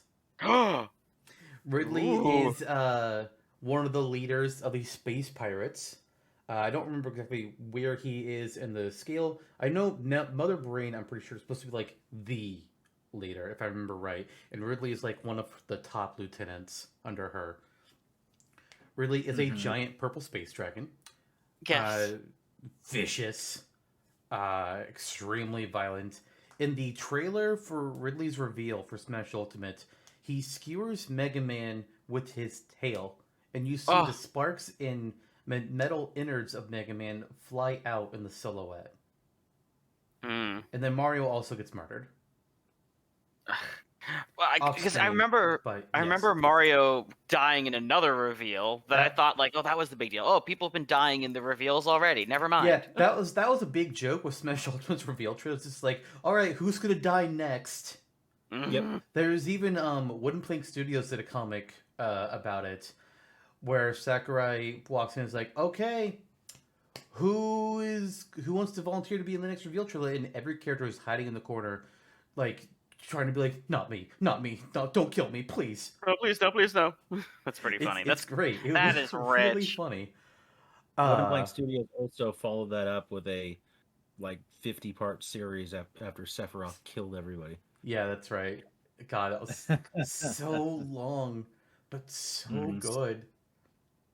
But yeah, that's Ridley. He's space pirate, big bad, evil, wants to murder, irredeemable, dies multiple times, gets brought back to life in a variety of ways involving cloning or having metal parts grafted onto his body, being turned into a robot, being turned into a cyborg.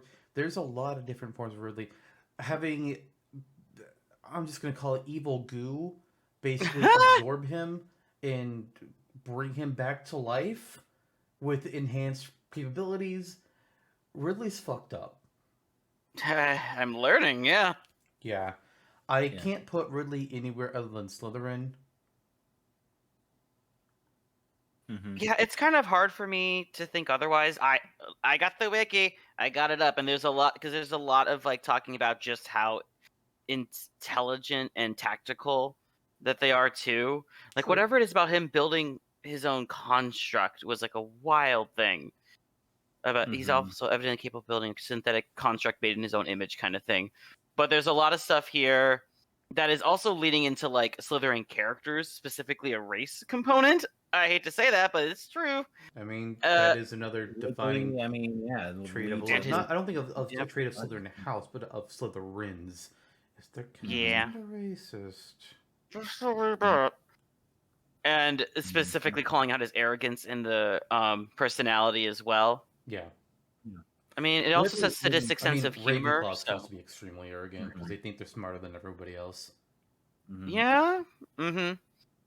But I can't I can't figure anything else to put him in. Like, it's very truly like, yeah, you're real bad, dude. Yeah. I mean, you bring up good argument for Ravenclaw, and I could see conversation going that way.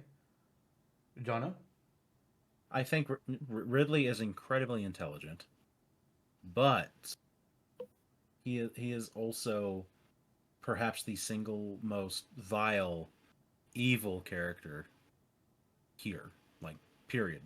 Yeah. People say Ganondorf is the Lord of all evil. No, he's not. Ridley is the most evil villain in all of Nintendo. Yeah. Well, I mean, Ganondorf, canonically would take Ridley for a fucking walk. Oh, yeah. Ganondorf would murder Ridley. Yeah.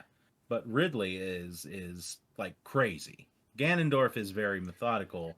Ridley murders because Ridley likes to. Like Ganondorf can be an amazing character and with almost reasonable drive, depending on the game. Wind Waker comes to mind, but Ridley is totally irredeemable. Yeah. Slytherin, have fun, little Mac. Yeah. Have and fun, DDD. Steve. Steve is just still the funny one, but I like that Steve's in Slytherin. I know we discussed it. I'm just gonna say how happy that makes me.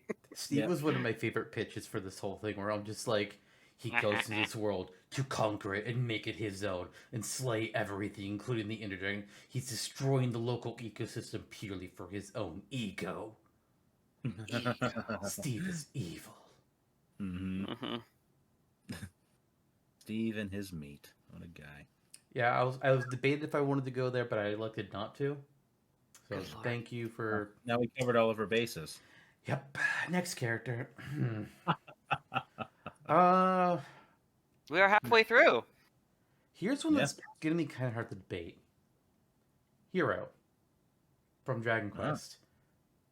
Now you could just say, "Oh, their name is Hero Gryffindor," Hmm. and I kind of want to just leave it there, and be like, "Done deal." The thing that makes it difficult about Hero is that Hero is meant to be like a conglomeration of all of the player characters across the Dragon Quest series. The face character for it is the Luminary from Dragon Quest XI, so you could just narrow it down to only talking about that character specifically, or you could even expand it to what 4 characters are serving in Smash. Of course, like you can play as Luminary, but if you swap between the alternate costumes, there's also Erdrick from Dragon Quest 3, 8 from Dragon Quest 8, and I forget the name of the hero from Dragon Quest 4. None of them really have like names, or all titles, or just like fan given names for the most part. Like 8 is called 8 because he's from Dragon Quest 8. Thrilling Cool. name. Luminary is a title, so he's just called the Luminary. Erdrick, it's debatable if Erdrick is his name or if Erdrick is a title as well. Solo, that's the name for the character in Dragon Quest 4. I don't remember why that's his name, but that's his name. Dragon Quest in general, you have this character who is sent to go be the big hero and defeat the demon lord, or whoever is the villain with the game. I'm forgetting some of them. Dalmagus is the one from 8. 8's the only Dragon Quest game that the only mainline Dragon Quest game that I've completed.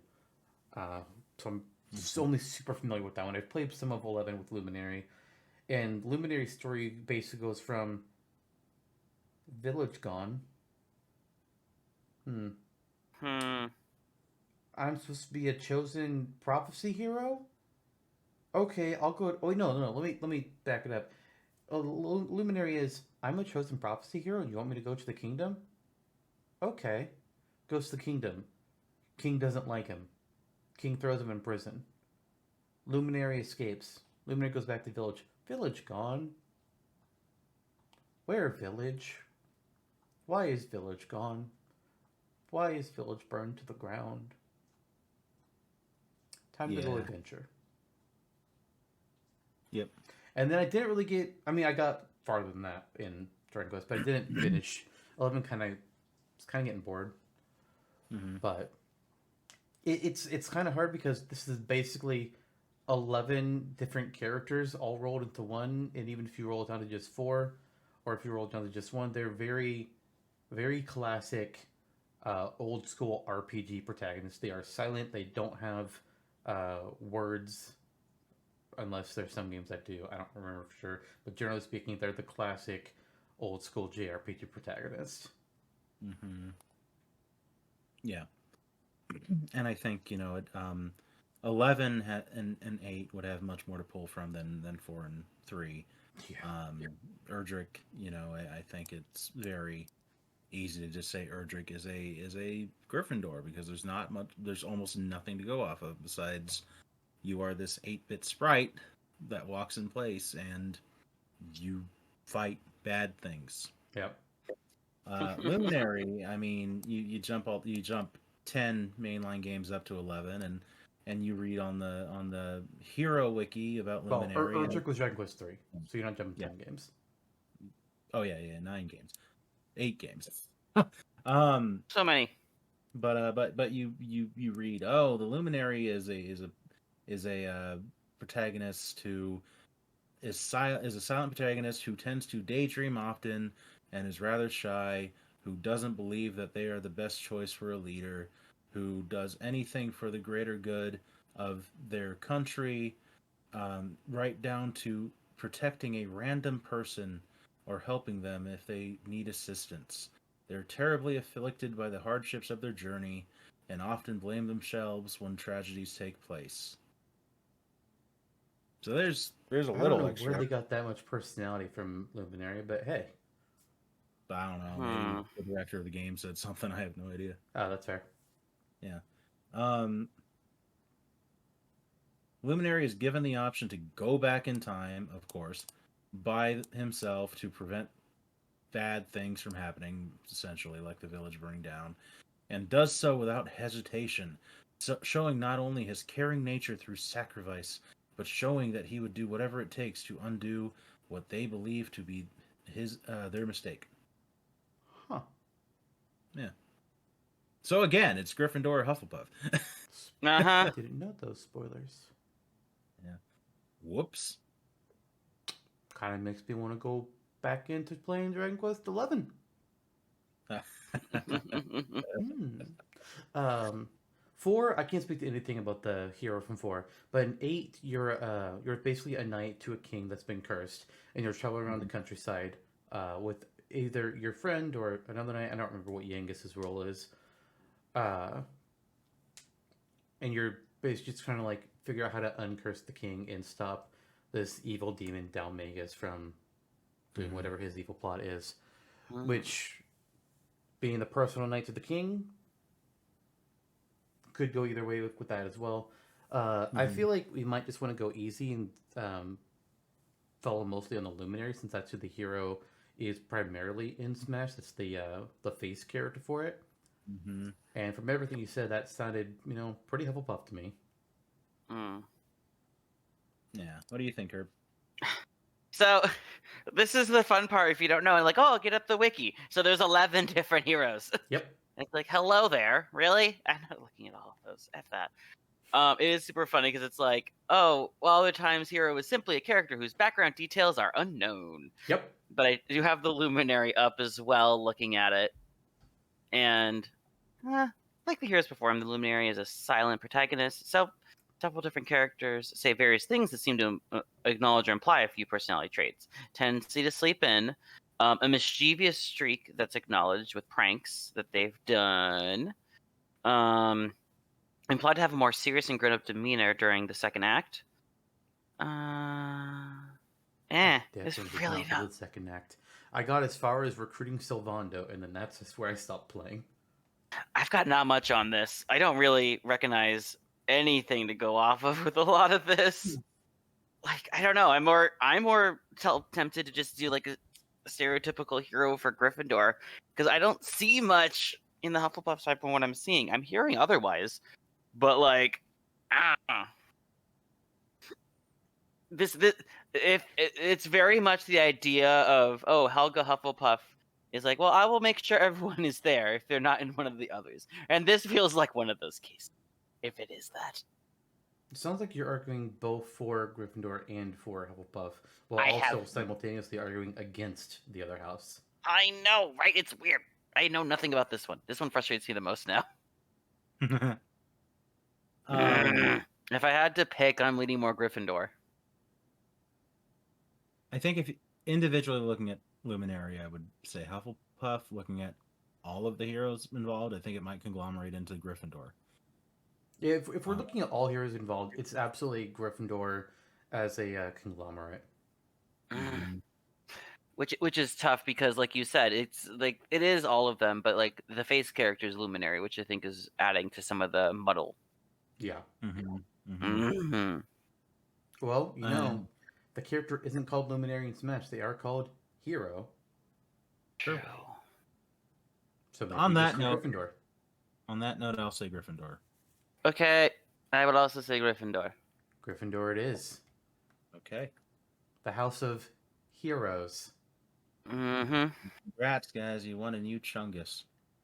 Right. I don't know. I don't know either. Moving on, who is your next character, Jono? Richter Belmont. Oh, good. I'm glad you picked him so that I don't have to. Because I All I know about Richter Belmont is that he's a fucking idiot. Richter Belmont is one of the strongest and most capable vampire hunters to have ever lived. He is of the famous Belmont clan who has been fighting Dracula, his monsters, and their reincarnations for as far as history or prehistory can really date back.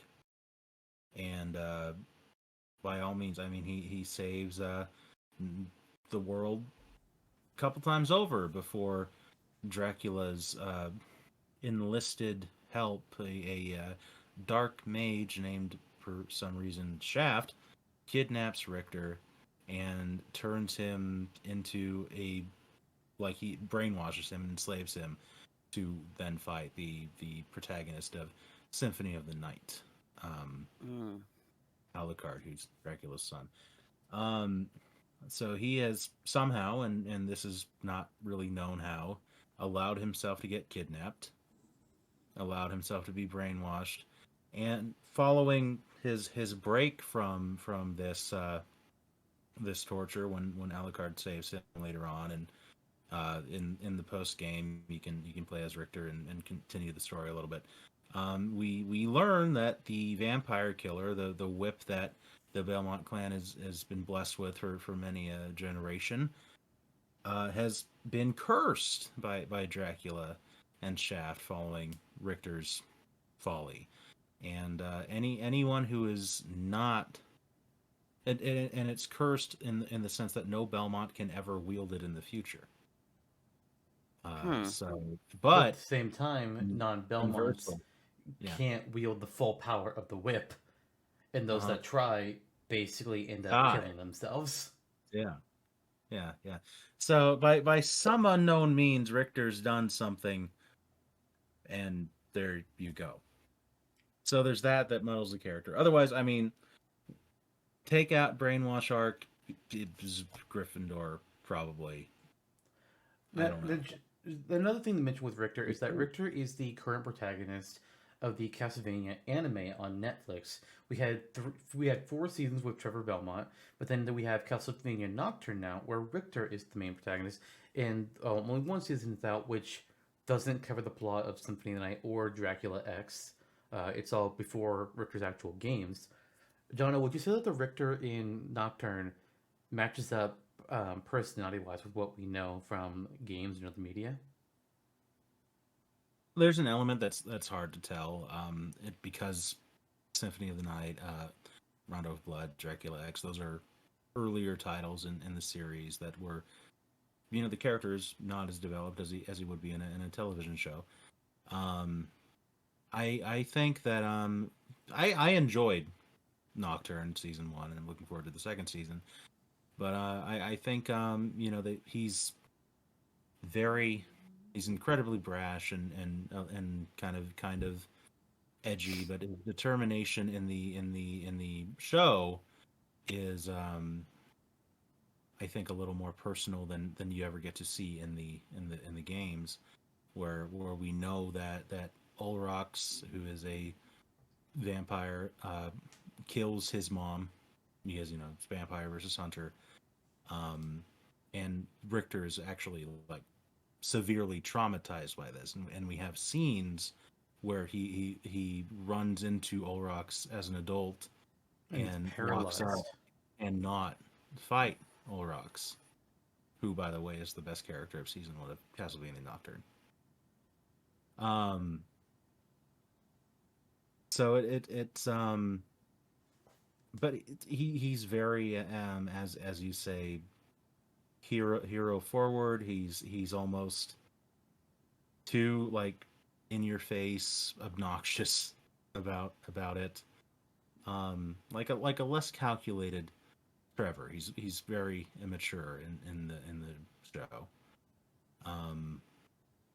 In the games, I think he's kind of Hufflepuff leaning, because his motivation there too is to save like his community, his town, and individual people that he knows from Dracula. It's not like overarchingly, it's a world-saving thing, but it's very personal for him.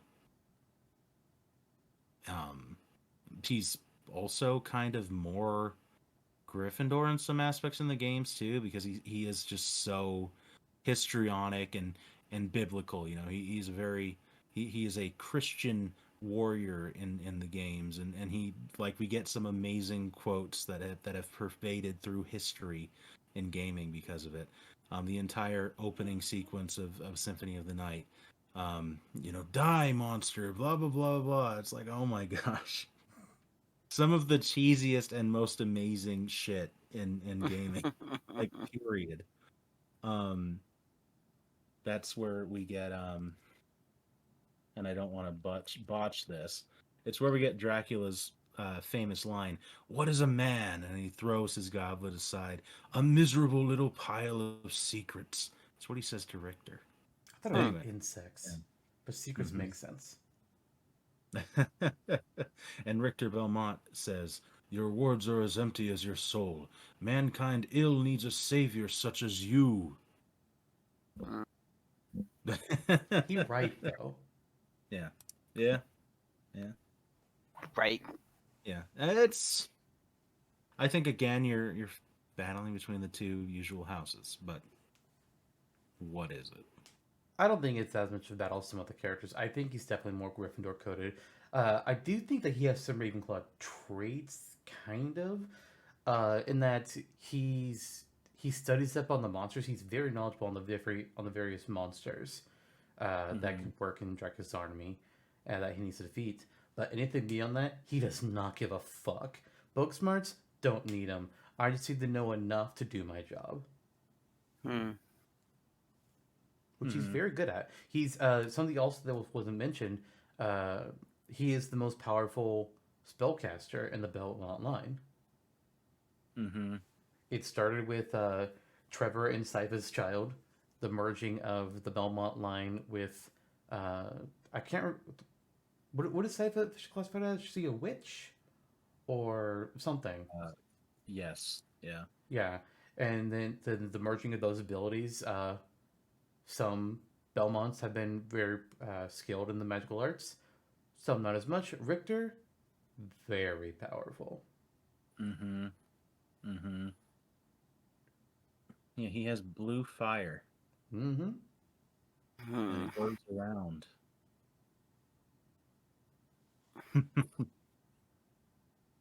Curb, have you found anything on Richter during this whole Yeah. conversation? Yeah, I do have the Castlevania one pulled up, and it is very much our typical problem with the protagonist. We get with this. There's a lot of Gryffindor and there's a lot of Hufflepuff, and it's not helping.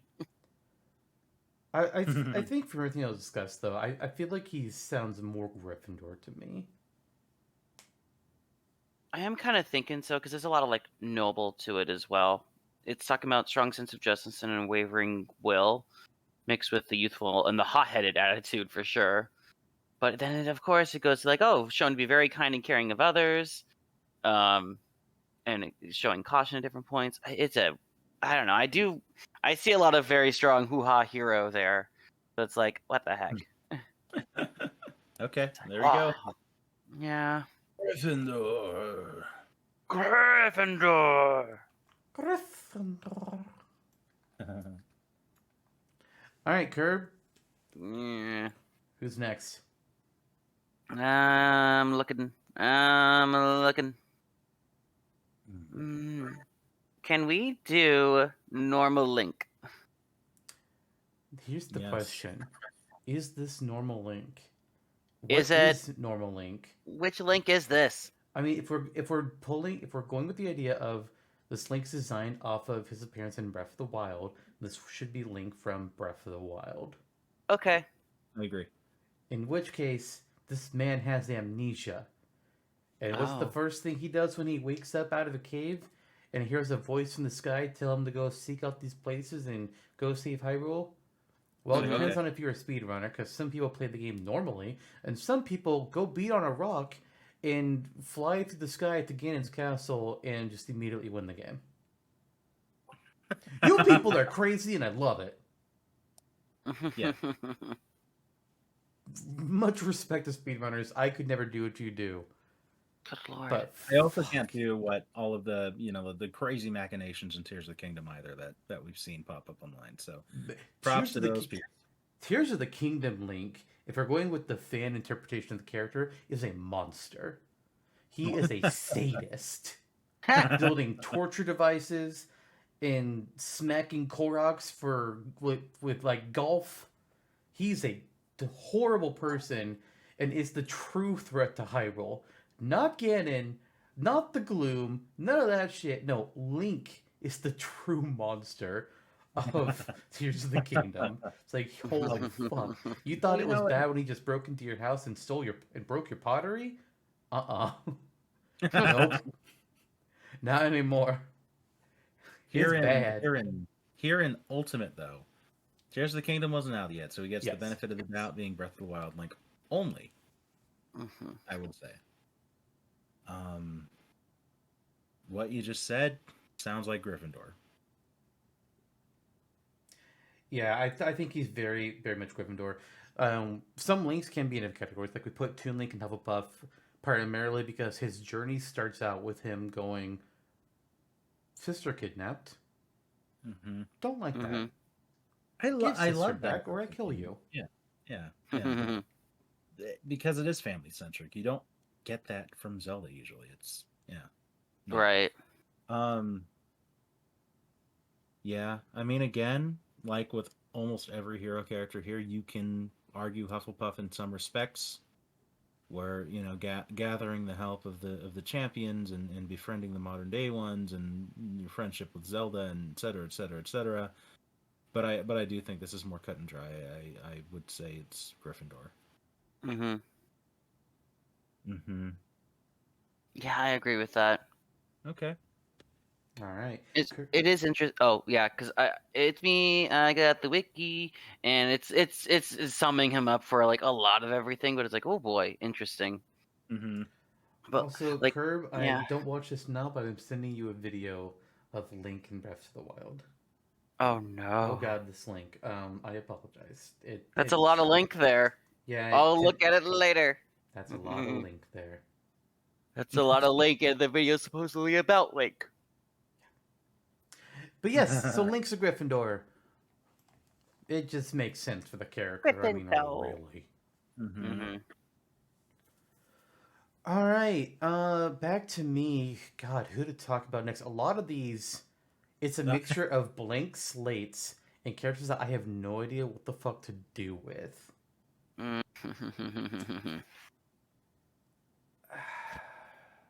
There's definitely some interesting ones. Pyra. Okay. Let's talk Pyra from Xenoblade Chronicles 2. I'm just gonna put a big old blanket spoiler warning now. Because yeah. So previously, so Pyra is another version of Mithra. They are the same person, sort of. Mithra is just to do a bit of a recap here. Mithra is the Aegis, a very powerful. I'm gonna go easy and call her like a demigod like person. Mm-hmm. I think that's fair to say, Jono. Yeah, like Percy Jackson. Yeah. I think it's fair to make the comparison there. A Hercules type of thing. Mm-hmm. Very powerful hero. And she's very brash. There's a reason she's in Gryffindor. She is very headstrong and fiery, and has let that get to her head and made mistakes, which led to an entire nation getting destroyed. Oh God. Which leads to her sealing herself away, basically going into a self-imposed exile slash cryogenesis type hibernation, so that she can't cause harm again. At the same time that she does this, she creates another personality, not just personality, another person to be the part that strips away the parts of her that cause problems that other people didn't like. Her brashness, her hard headedness, and becomes Pyra. Literally a different looking person. They share a body. They can communicate with each other telepathically. They are the same person, but they are also distinct. And Pyra Mm-hmm. is very different personality wise because Mithra Mm-hmm. designed her to be what she thought other people wanted her to be, more or less. Mm-hmm. Mm-hmm. Pyra is a lot more loving and caring than Mithra. Mithra is cold and standoffish. She is internally caring, but she does not like it to be shown. She's one of those types. And then Pyra is much more outward with the warmth. And one of the big things with Pyra, and this is why I'm just going to say I am hardcore gunning for Hufflepuff here, because Mithra has stripped away her Gryffindor attitude from Pyra. One of the things Pyra does is she part of her reason for uh, the adventure that she wants to go on is to find her creator, the architect, and basically ask for how she can die, permanently die. Pyra is a Hufflepuff.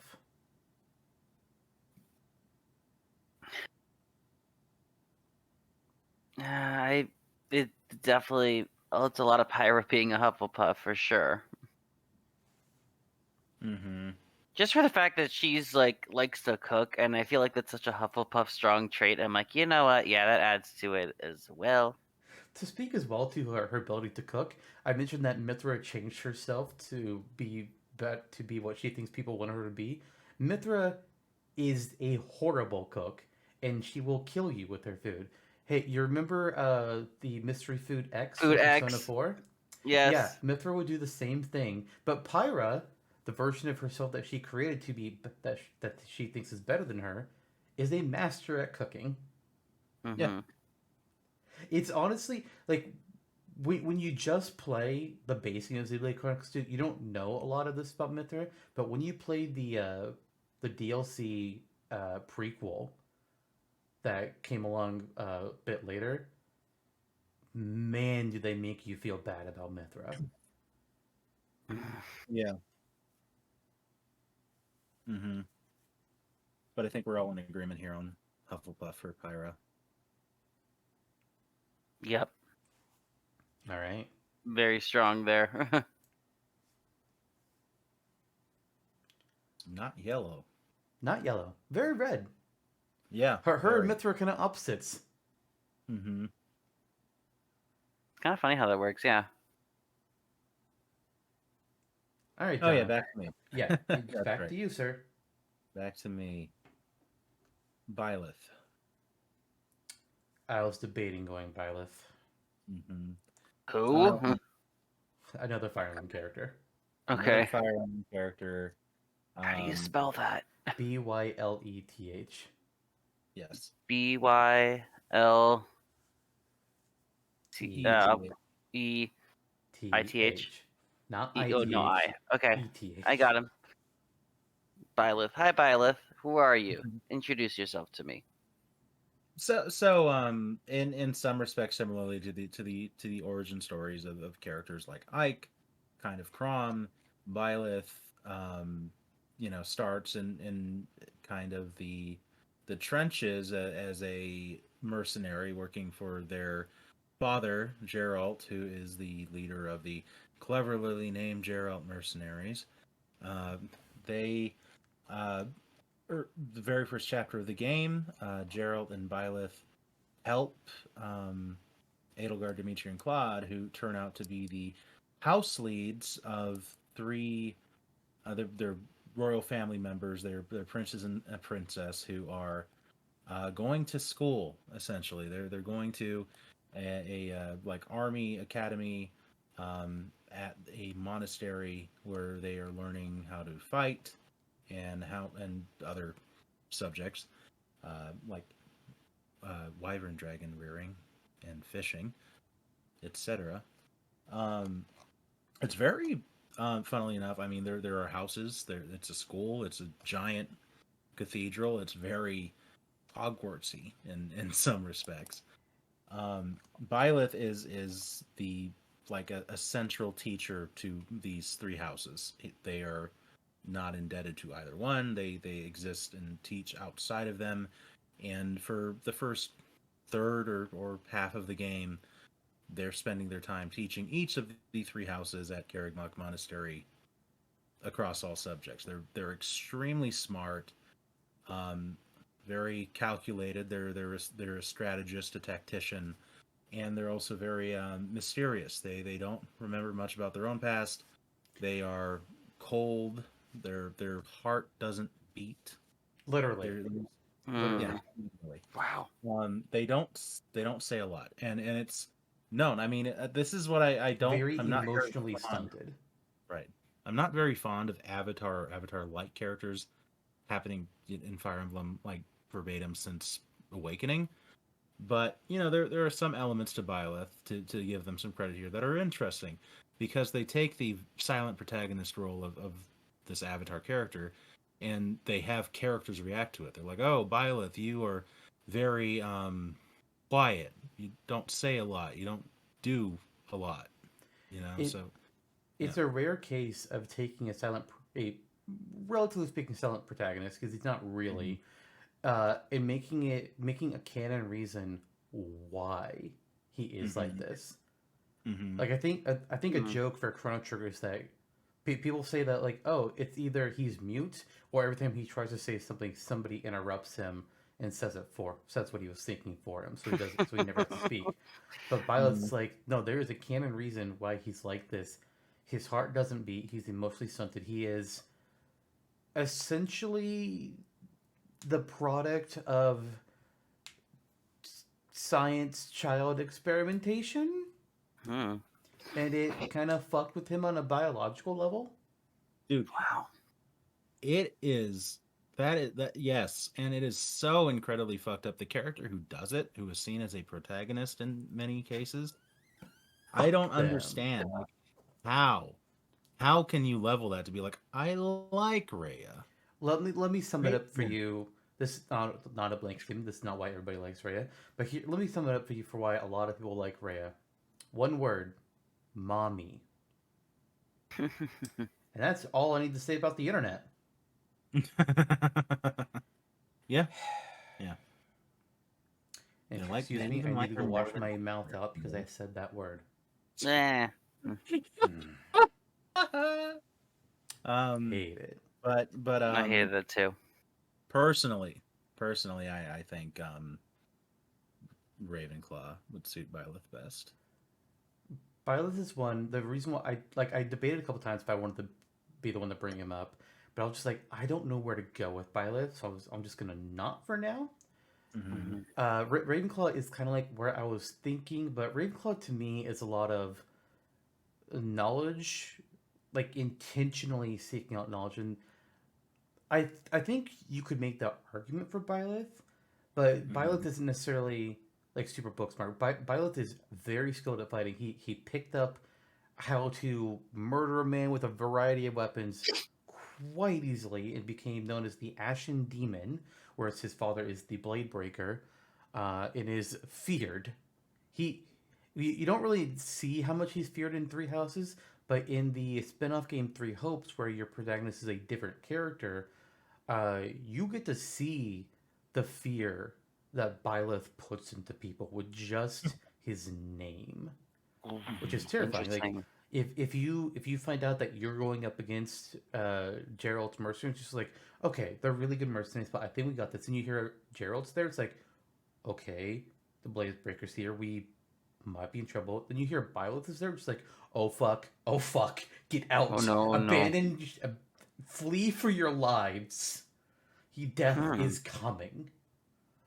That's not to say like Byleth is bad. No, he's just very emotionally stunted. He doesn't have that growth. He has difficulty, not necessarily just like expressing and processing emotions, but he has difficulty having them, which Mm-hmm. is again owed to all the stuff that happened to him, not necessarily as a child, but pre-birth. It's fucked up. It's Oh fucked Lord. up.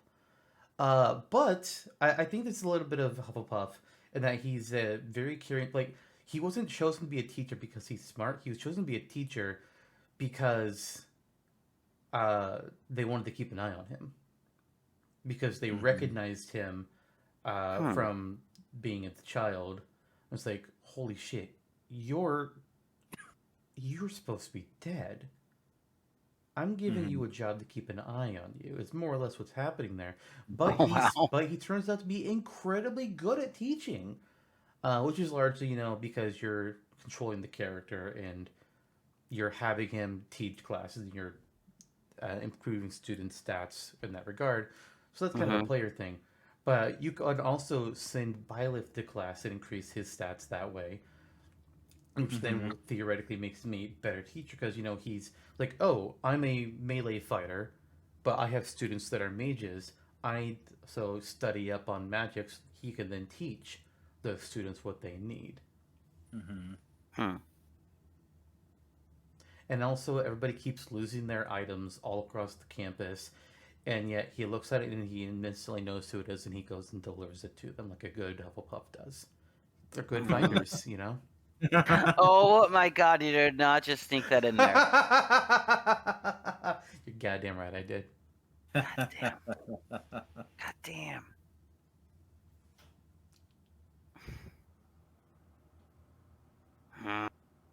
So yeah, I wasn't really sure where I'll go with Byleth, but I think the Ravenclaw take makes sense. Either which way, yeah. I was kind of leaning Ravenclaw from what I was reading through it too, but it's like more so kind of like just how it seems to fit from how he's being presented, not so much like what's in there. Kind of using how Lister phrased it as the pursuit of knowledge portion rather than just being wise kind of thing. Right. Because yeah, it's a bit of a tough one. Yeah. So, because there's definitely a lot of that about caring and stuff, but like I think part of it is also like if it's a hero character, it's like okay, there's some care in there in general for a lot of them. So it's like, is that like they're defining? I don't know. And like people, the hero characters, it's the Gryffindor thing, but considering his personality or lack thereof, he's not a brash and headstrong person. He's not jumping into danger for the thrill of the fight. Because he doesn't have that thrill. It's not there. Like, the problem, as many problems as I have with Byleth as a character, he's also at the same time kind of a fascinating character. Yeah. Yeah. That's where the Ravenclaw lean came in for me. The motivation is to protect the students or whatever, but and it's hard to put him anywhere else. Right. The way they go about it is so meticulous and at the same time unfeeling, cold. Yeah. So I that's where the character, you lean on their ability, their knack for gaining intelligence.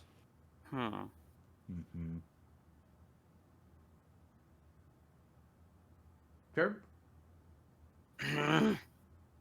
You see, it's a tough one. I am still kind of leaning more Ravenclaw, though, for me. Well, it doesn't sound tough then to me, because we're all saying Ravenclaw. Sweet. All right. How do you feel about Byleth being in your house? He's behind you. Actually, he's in front of me. Ah. It's right here. Hello. And he's signed. Oh. There you go. Byleth signed it. Good job, Byleth. Damn. How'd you manage that? I met his voice actor. Oh. Yeah. I believe you have a signed Waluigi in there too. I do. Yee. I also have a signed Mewtwo. That's right. All Charles Martin. Just kidding. All right, Curb, who are you nominating? Let's get the show moving.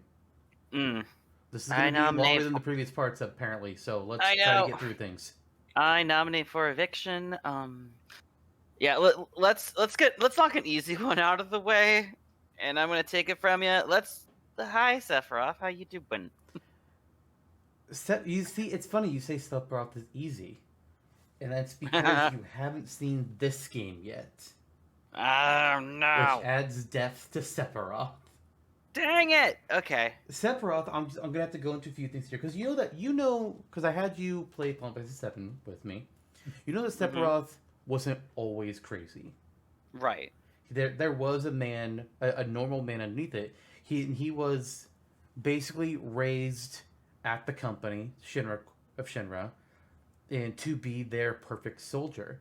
He probably also a little bit emotionally stunted, but not because of the same reasons as Violet, because he wasn't really raised in a loving environment.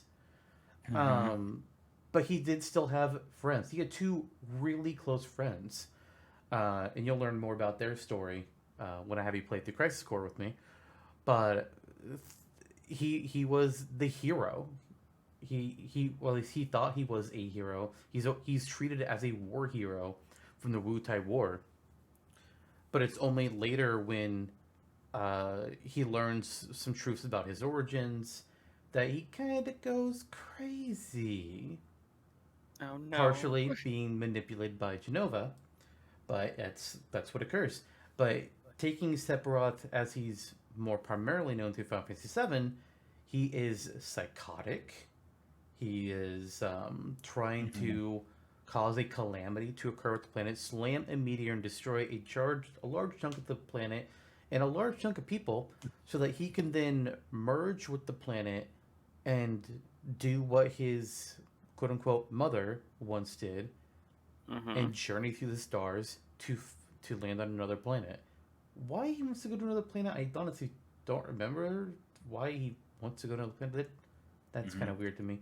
But Sephiroth, if you're going pre craziness, he's Gryffindor, I think. But afterwards, Slytherin is the only other spot that makes sense to me. Absolutely not Hufflepuff. Ravenclaw, you could make an argument for, but I think it's Gryffindor pre crazy, Slytherin post crazy. No. This is definitely Slytherin Sephiroth here. I'm looking at his ultimate trailer where he Impales Mario. Yeah. Shish Yeah, kebabs. Mario wants to bring Cloud to spare, traveling multiverses to get there. Yeah, and he is so driven by vengeance. He is again, like Ridley, completely irredeemable. There is no world where Sephiroth finds peace. I need to look up when this episode is releasing real quick. Oh. Because Final Fantasy VII Rebirth. Oh. Oh, do I? Shoot, where's that document? There it What is. have you done? Okay, this is releasing like a week before Rebirth comes out. Nice. Man, because there's some fan theories about remake and what the hell's happening with Sephiroth in the plot, and we're hoping Rebirth will give us an answer. So okay, but there's Sephiroth is a evil guy, and he wants to bring destruction and chaos, and he has a fixation with Cloud and just fucking with his day. Yeah. Slytherin. So, Curb, you know how you did a really easy one and you thought you were gonna take it from me? Yeah. I'm gonna do a really easy one too. Let's move this along. Here's Samus. Hey, look, Samus is in Ravenclaw. Here's Samus is just Samus without the suit. Ravenclaw, gents. Ravenclaw. Oh, all the Ravenclaw traits are confined to just the suit, so we just need to like consider this. No. All right, Slytherin. Nah, yeah, that is a very good call with it, kind of. Moving the fuck on, Jonno. That's Dark so Samus. funny. What'd you say? Dark Samus. Dark Samus. Man, I don't know. Dark Samus is evil goo that was formed to be in the shape of Samus. We got back to goo again. Ah. Yeah, Yep. different evil goo than the other evil goo that was talked about with Ridley, though. Actually, is it? Taking on the reincarnation of the organism known as Metroid Prime. Yeah. I'm just reading stuff. Yes. Oh Dark God. Metroid Prime. Personality. What personality? I don't know. There is a personality section on the Wikitroid page. The only time that Dark Samus ever shows compassion is to other Metroids. Like it's essentially, it's the reincarnation of Metroid Prime, which is a primordial parasitic beast. And although it's mimicking Samus and some of Samus's capabilities, and goes on to develop a lot of its own weaponry similar to Samus, at its core, it is this very it's like a single cell organism. It has this singular drive to kill Samus. What was Metroid Prime's deal? What were they doing? That's what I'm reading up here too to remember. Yeah, it's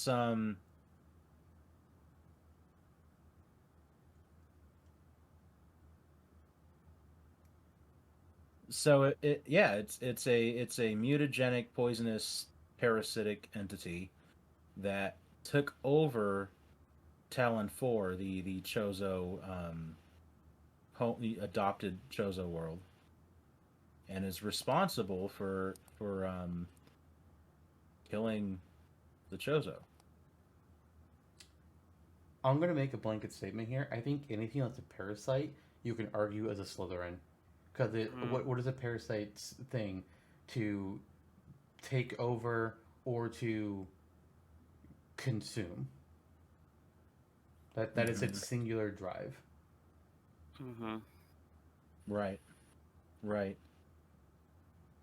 Yeah, and that's really it. I mean, it's just this thing. It's not good or evil, perhaps. It's beyond that, or below that, rather.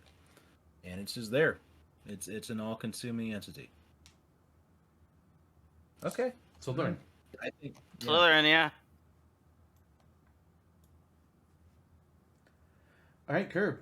Who's next? Charizard. Charizard. Easy, right? Ash's Charizard is a Gryffindor, right? Yeah. Like, not to not have context for those that don't know, Ash's Charizard is does not obey Ash in the beginning. Like Charmeleon was being a dick after Charmander evolved. Charmander was so kind, and then he becomes a teenager. Yes. And then he becomes Charizard. He's just like, "You're my trainer? I don't respect you. No, you're not. I don't respect you. I'm not gonna fight for you." Charizard only, at least in early anime, Charizard will only fight opponents that he deems to be stronger than himself, and he wants to take them down. Anything that he thinks is weaker than him is not worth his time. And he is ready to go into those kinds of rumbles. He fucking did the Blaine fight.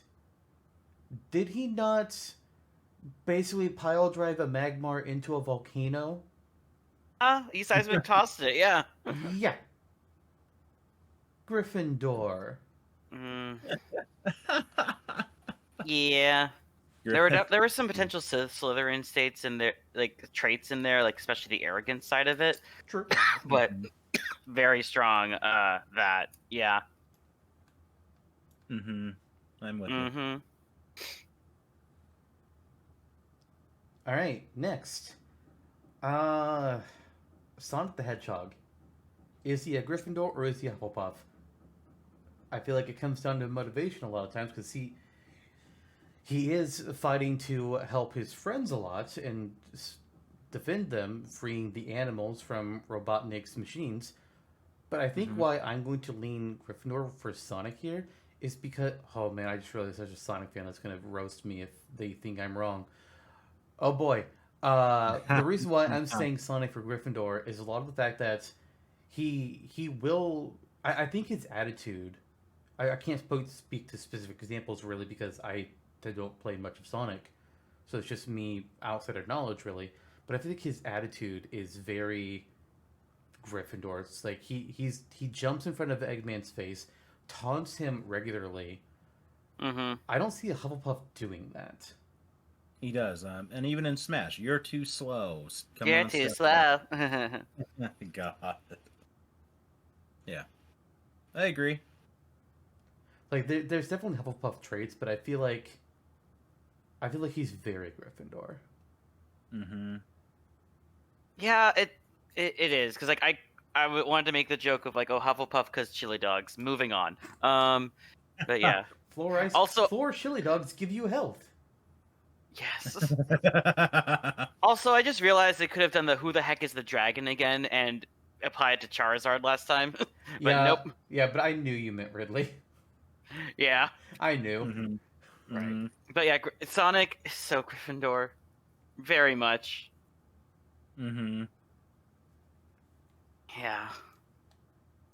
Because I can see the Hufflepuff traits, but it's very much like, oh, not Ravenclaw. We know who the Ravenclaw brains of his operations are usually, and not so much Slytherin. So No, absolutely not.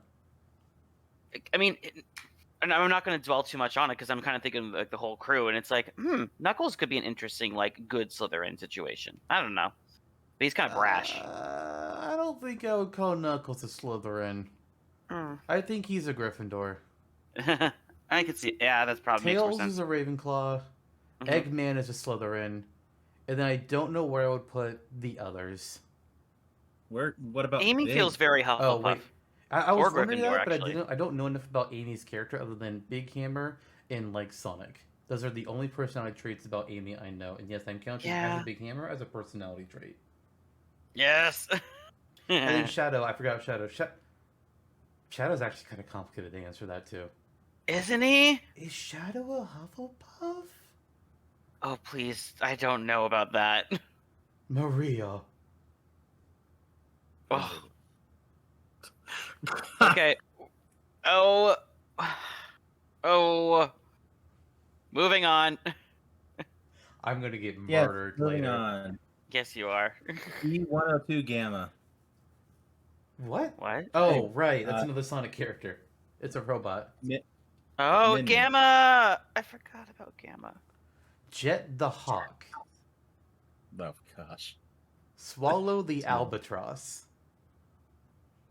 Oh, the Slytherin. Chows are definitely Who's the Slytherins. third one in that group? I don't know who's the third one in that group. It's Oh, I don't recall either. Oh, Yeah. Rouge is definitely Slytherin. Rouge. Self-interested. She's very self-interested. Wants the emeralds all for herself. Blaze Mhm. the cat, though. Ooh. We already ranked Incineroar. What are you talking about? That's a blazing cat. What are you talking about? Sure is. Jonno, who's next? Min Min Min Min from the Ramen Bowl. from the ramen. But yeah, she Min Min.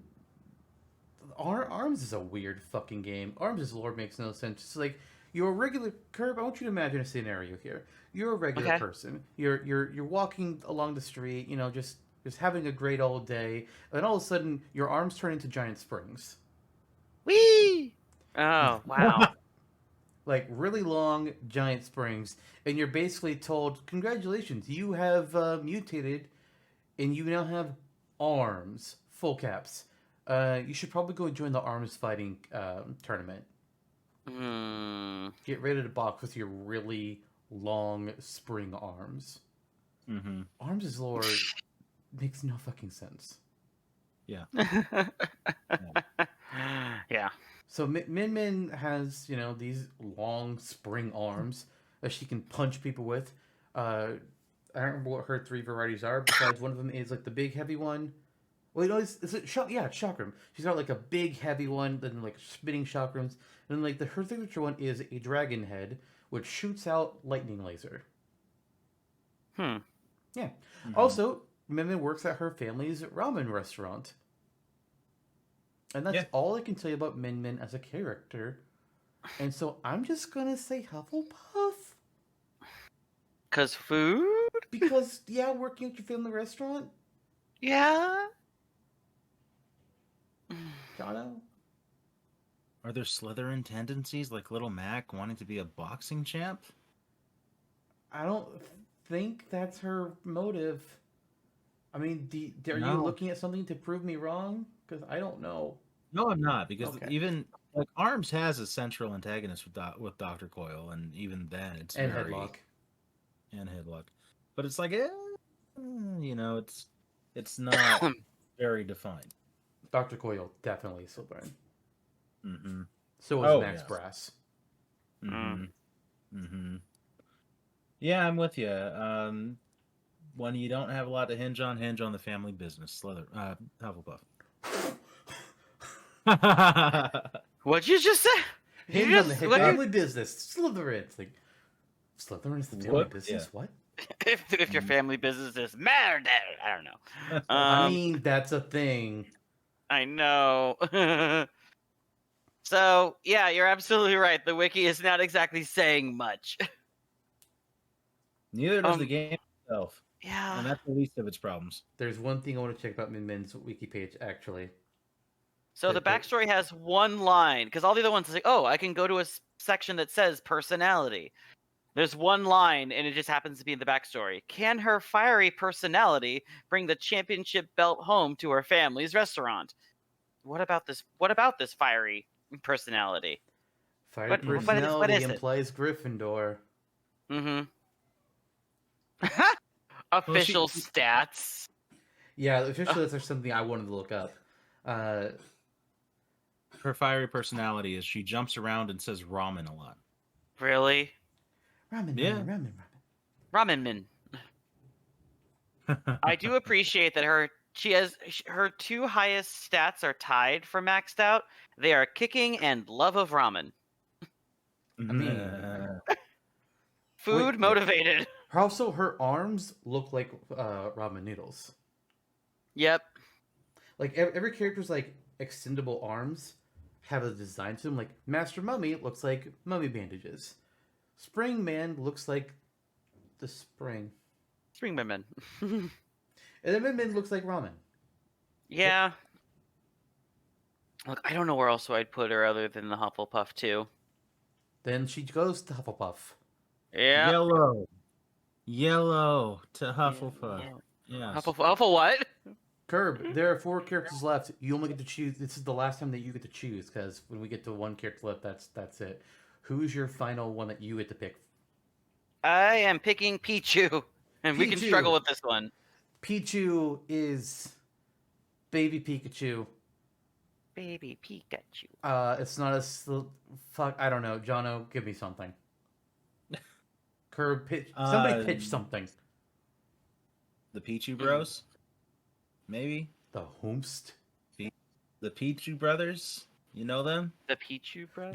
The only definitive Pichu I can point to is the Pichu in Pokemon Radiant Guardian signs, and I did not pay enough attention to Ozza's streams to really get any personality traits out of the Pichu other than ukulele.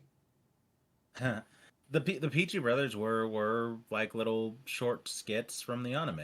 They were around the Hoenn times whereabouts. They are like progenitors of chaotic mishaps and get into fun little times, but ultimately, I mean, they have a great sense of adventure. They're aloof, and when they're watching a baby Ozeril, they're babysitting it. It wanders off under their watch, and they have to find it in an alleyway.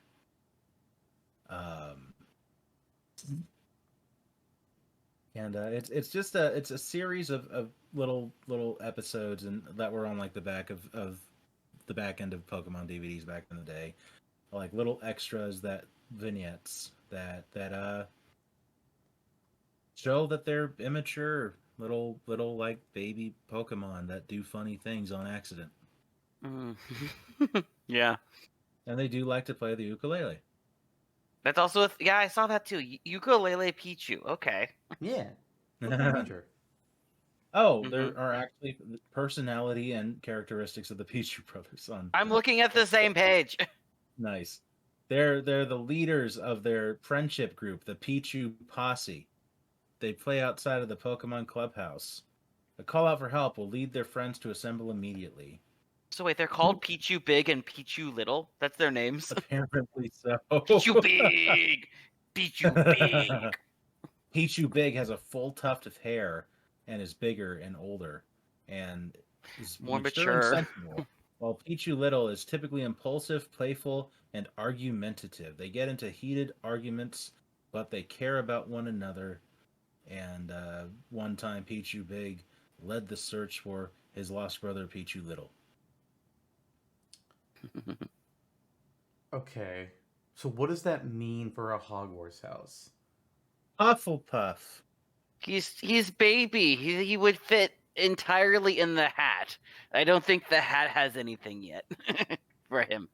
Okay, if we're gonna take that argument, then Captain Olimar could not get out of the hat if he tried. Dude's like the size of my fingertip. Yeah, Captain Olimar is the size of a quarter. Canonically. Alright, I heard a Hufflepuff vote. Curb, what do you say? He's very Hufflepuff. Alright, I'll allow it. I'll allow it. We got 3 characters left, guys. We're almost done. Let's get it. Yes. I'm gonna say Terry Bogard. Okay. Terry Bogard, I don't know very much about. He might. I think Terry Bogard is at this point the third-party character in Smash that I know the least about.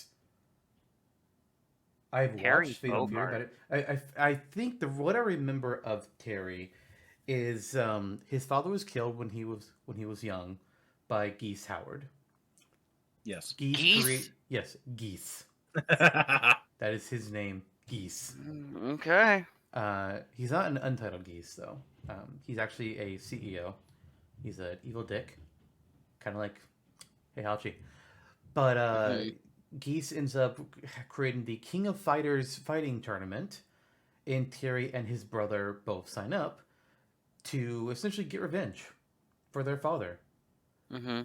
Terry is able to fight his way through the tournament, confronts Geese, beats Geese. Geese goes flying over a building and falls to his death. Terry Legendary. later finds Terry finds baby Howard, named Rock. Rock Howard, Geese's son. And Rock is at first wanting to similarly confront his father's killer, and instead comes to understand Terry, and Terry adopts Rock and cares for him. Now, whether that's Gryffindor or Hufflepuff, there's an argument. I'm going to say Gryffindor because he's going in to get revenge for Daddy. Yeah.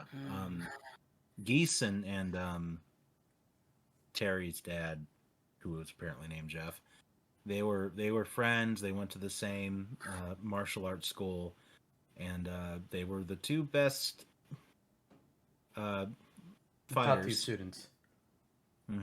Top 2 students, and their master chose to take in Jeff Bogard as his top student and teach him the secret techniques of the school because he saw Geese had evil ambition. So all those years later, Geese tracked Jeff down and killed him in front of his kids. It sounds like some Goken on Akuma shit. Yep. So yeah, and then both Terry and Andy, his brother, were motivated to join the King of Fighters, which was the tournament that Geese started as a acclaimed martial artist, and went in there to kill him. Yep. Yeah. The whole That's reason he true. joined the tournament, to kill his father's killer. That's true. I mean, he's a good guy ultimately, but I don't think a Hufflepuff would do that. Yeah. You're right. I do see that. It feels a lot of like the I don't know. Typical We have protag thing. Cloud on our Hufflepuff list. I think Cloud would do that. I think Cloud does do that. Yeah. So here's a line from the personality section of his wiki. He bears no ill will towards anyone other than the truly malicious and outright irredeemable. Like, AKA Geese. mm-hmm. So, like, I think it's that kind of thing where it's like if he was more Gryffindor, like, do you think he would have been in it and getting into that tournament without the motivation of the killer thing? Like, that's what I'm wondering. Like, you piss off a Hufflepuff enough, they'll go kill people. Yeah, I think Hufflepuffs would absolutely kill if they had the right motivation. Mm-hmm. I mean, have you seen the Isabel and Doomslayer art? What? Yeah, look up Isabel and Doomslayer. Okay, hold on. Their game one of the new Dooms and then Animal Crossing New Horizons are released on the same day, I think it was, or at least just like really close to each other. So there's a lot of fan art of the two of them becoming best friends and Doomslayer teaching Isabel how to murder demons. It was a thing. Yes. But yeah, What is this? My lean for Terry is Gryffindor, but Trending article. Bethesda finally acknowledges Doom Guy and Isabel. wait, trending now? This is recent? No, it says trending on the page, but it was published in 2021. The heck? Lame. It's calling it Doom Guy instead of Doom Slayer. Am I looking at the right thing? You're looking at the right thing. Okay. Let's just double checking.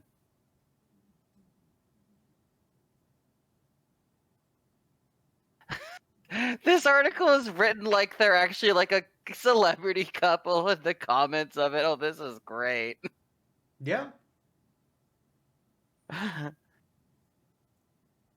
Whispering that a match made with a man who makes his living slaughtering the malcontents of hell would damage Isabel's political career. The frick! That's so funny. Man of the people. Saving them That's from awesome. demons. What's the problem with Yeah. that? Anyway, Terry Bogard. Anyway, Terry Burglard.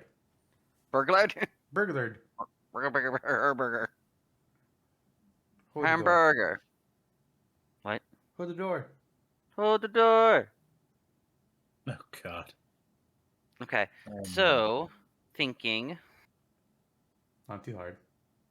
Hey. Hey. Mm.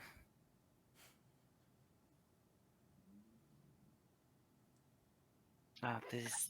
It's another. Okay, is it Gryffindor or Hufflepuff situation? I'm kind of leaning more Gryffindor. Tono? okay. Gryffindor. All right, cool. And Two he's characters both left. red and yellow, so it's hard to. Yeah. I mean, he's also coded red. Yeah. Code Red. Code Well- Red. Yes. Jono, your final choice. Marth or me Brawler? Who are you picking and who was last? You know what they say? Minami teta gore. Please translate Marth's quote. Hey everyone, look at me. Oh, that's right, it is. I forgot So that. Mark. Yep. The first Fire Emblem Lord. Yep. On the first Fire Emblem game. Oh wow. Mm-hmm. The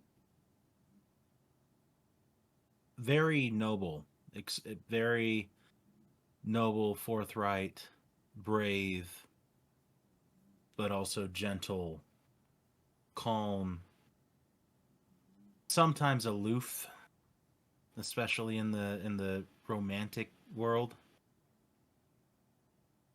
So sounds like we've hit a conundrum between two potential houses.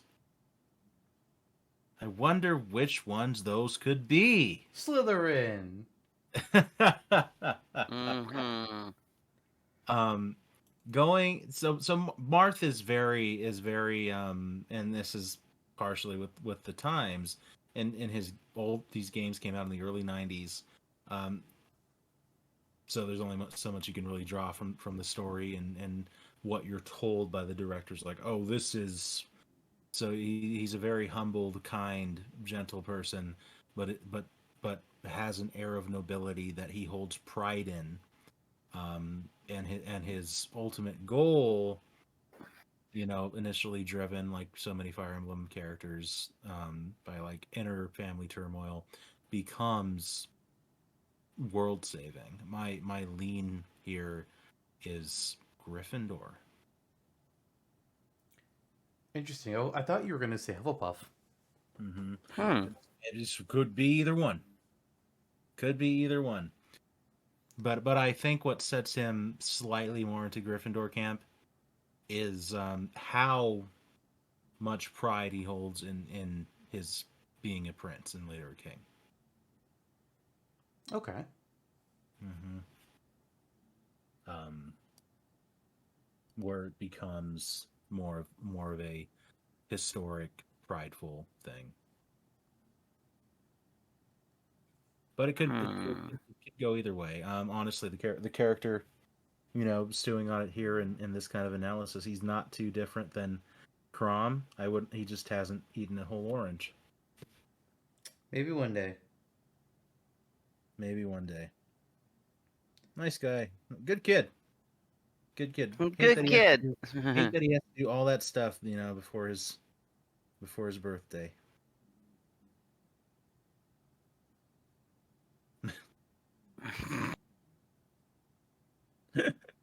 That's kind of trying to look up some stuff, see if I can find anything on Marth. Because my thought was going to be Hufflepuff form, because like, I don't, Marth a lot better than I do, but my knowledge is basically, his kingdom was invaded. He was, he had to flee or be murdered.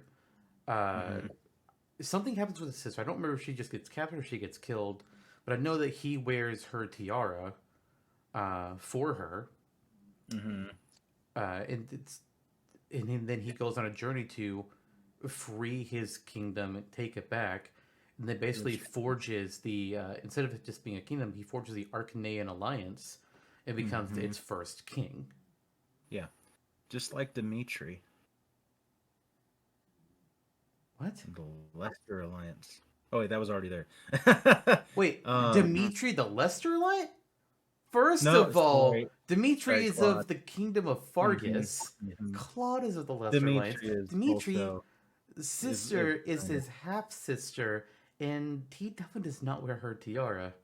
But she does have his knife. Yes, it's all coming back to me now. Yeah, there's a lot of family ties and stuff with Marth's journey too. It's hard to, again, it's difficult to interpret because the games are as old as they are, and the remakes don't do a whole lot to expand upon it either. Nope. The best thing I have is looking at one of the profile of his base alt in Fire Emblem Heroes, where it says Prince of Altea, who fights for his homeland and deeply values his friends, and that's the most that these descriptions give me. Could go either way. Curb, are you finding anything on Marth? I'm looking at it, but so much of the stuff is leaning so hard Hufflepuff for me. It looks like there's a lot of the stuff calling out a lot of the stuff that you guys are kind of already saying for it. Kind-hearted, very idealistic, overly trusting.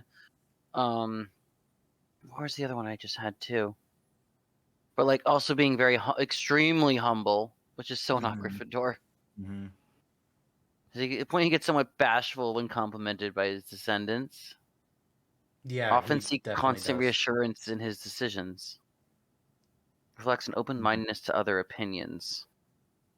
I know that there's a couple of side conversations in Fire Emblem Heroes where either like one of his descendants or somebody from the future will be like, "Oh my God, you're the legendary hero king," and Mark's just like, I don't know about legendary or hero, but I'm Marth, yes."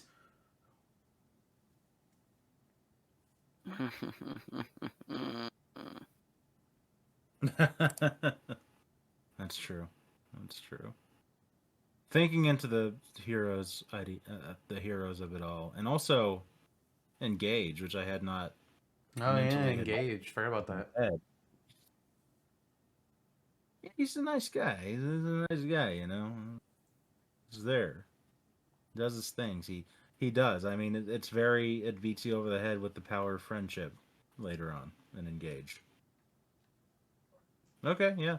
I think I'll switch. I hadn't considered later media. Kind of ignorant to heroes and Engage. It's ultimately not a memorable experience. Poor Engage. Mhm. Barely a it's, year old and it's already collecting up dust in the corner. Hufflepuff. Yeah, Three Houses was far more impressive. Very. Mm-hmm. All right, we got our last character. It's the Me Brawler. I'm gonna do the thing. I'm gonna list off the characters that we have Me Brawler costumes of, and we can kind of like conglomerate this from there. Mm-hmm. So we got Toad, which I think is probably Hufflepuff, maybe a little bit of Gryffindor if you're gonna like the movie version of Toad. Builder Mario. I don't even know. Gryffindor, Hufflepuff again. King K. Rool, Slytherin, as we've said. Skull Kid is very hard to judge. So I would lean Slytherin. Woolly Yoshi, that's just Yoshi. Team Rocket Grunts, that's Slytherin. Captain Falcon, that's Gryffindor. Nia from Xenoblade Chronicles 2.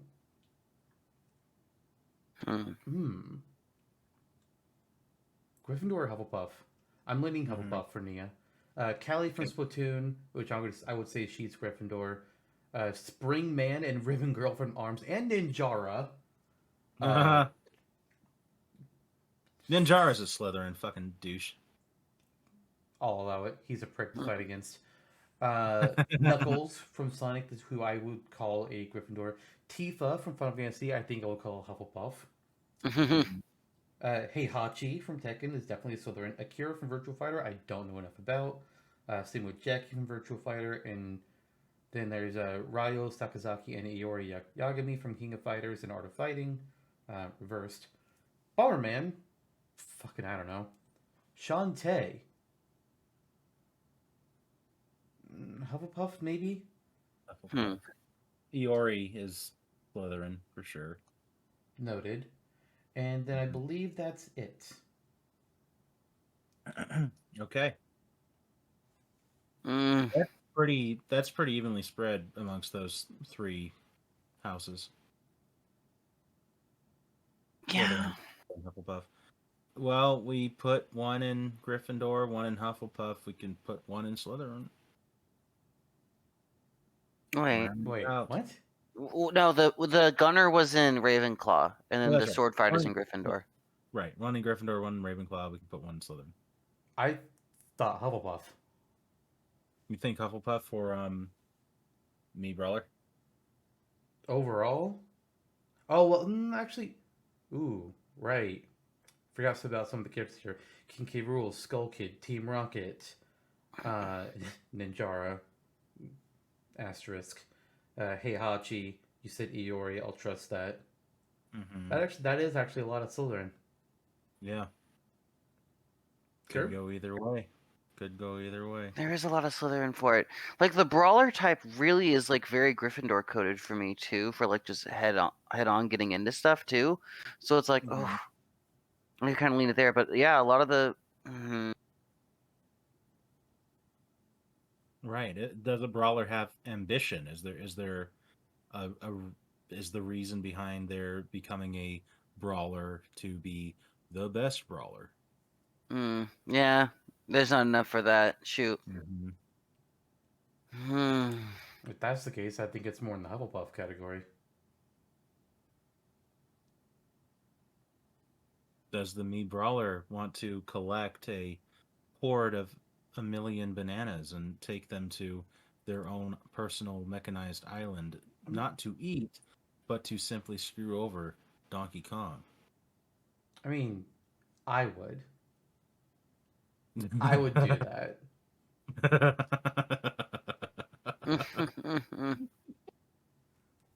He's just so stupid. So too easy. We need an answer, guys. It's almost 3 hours. Let's finish this episode. It ends in a tiebreaker. No. Jonno, there are 3 of us here. Jonno, here's my question. What'd you have for lunch today? What did I have for lunch today? A quesadilla actually with chicken, mushrooms, some cheese, Oaxaca cheese. Yum. Anyways, me, Brawlers, and Onion. Hufflepuff, I'm executive Onion. decisioning this because this episode needs to end, and it's nearly 3 hours, and these two are dicking around. I really did have that for lunch. Well, okay, I yeah, don't okay, so the costumes were pretty split between Hufflepuff and Slytherin, and I don't see Slytherin being much of a brawler for it. So if it's going between them, it'd probably leaning more Hufflepuff. Okay, There it there is. you go. We're Welcome done. to I just Curbs had to be a troll family. first. Not when we're at 3 hours. We don't troll. What It's did you have done. for We have lunch, sorted Barry? every single. I will fucking meet you. We have sorted every single playable Smash Brothers character into the 4 Hogwarts houses. If you disagree with us, yell at us. If you agree with us, give us that validation. Either way, interaction is nice. Give us the validation, please. Tune in next season Please. when we discuss all the assist trophies, Pokeball Pokemon, bosses, the item characters, the spirits, and the trophies all in one episode. CurbWalker, you would die if we Yes. did that. I know. Good thing we're not doing that, maybe. Mm-hmm. But with that, we are done here. Next episode on Supercast Brothers, we'll be doing another Smashtopia character moveset, and I will tell you this much: it is a pirate. That's all I'm telling you. You can try to guess from there who it might be. That's it, Curb. Your who obligation is the is pirate? complete. Yes. You may get out of the Supercast Brothers basement and go back into the recording basement. for Let's Hooray. Plays. Oh. Yeah. Mhm. Back to the Slickstar Gaming basement for you. Ah. Goodbye. Bye.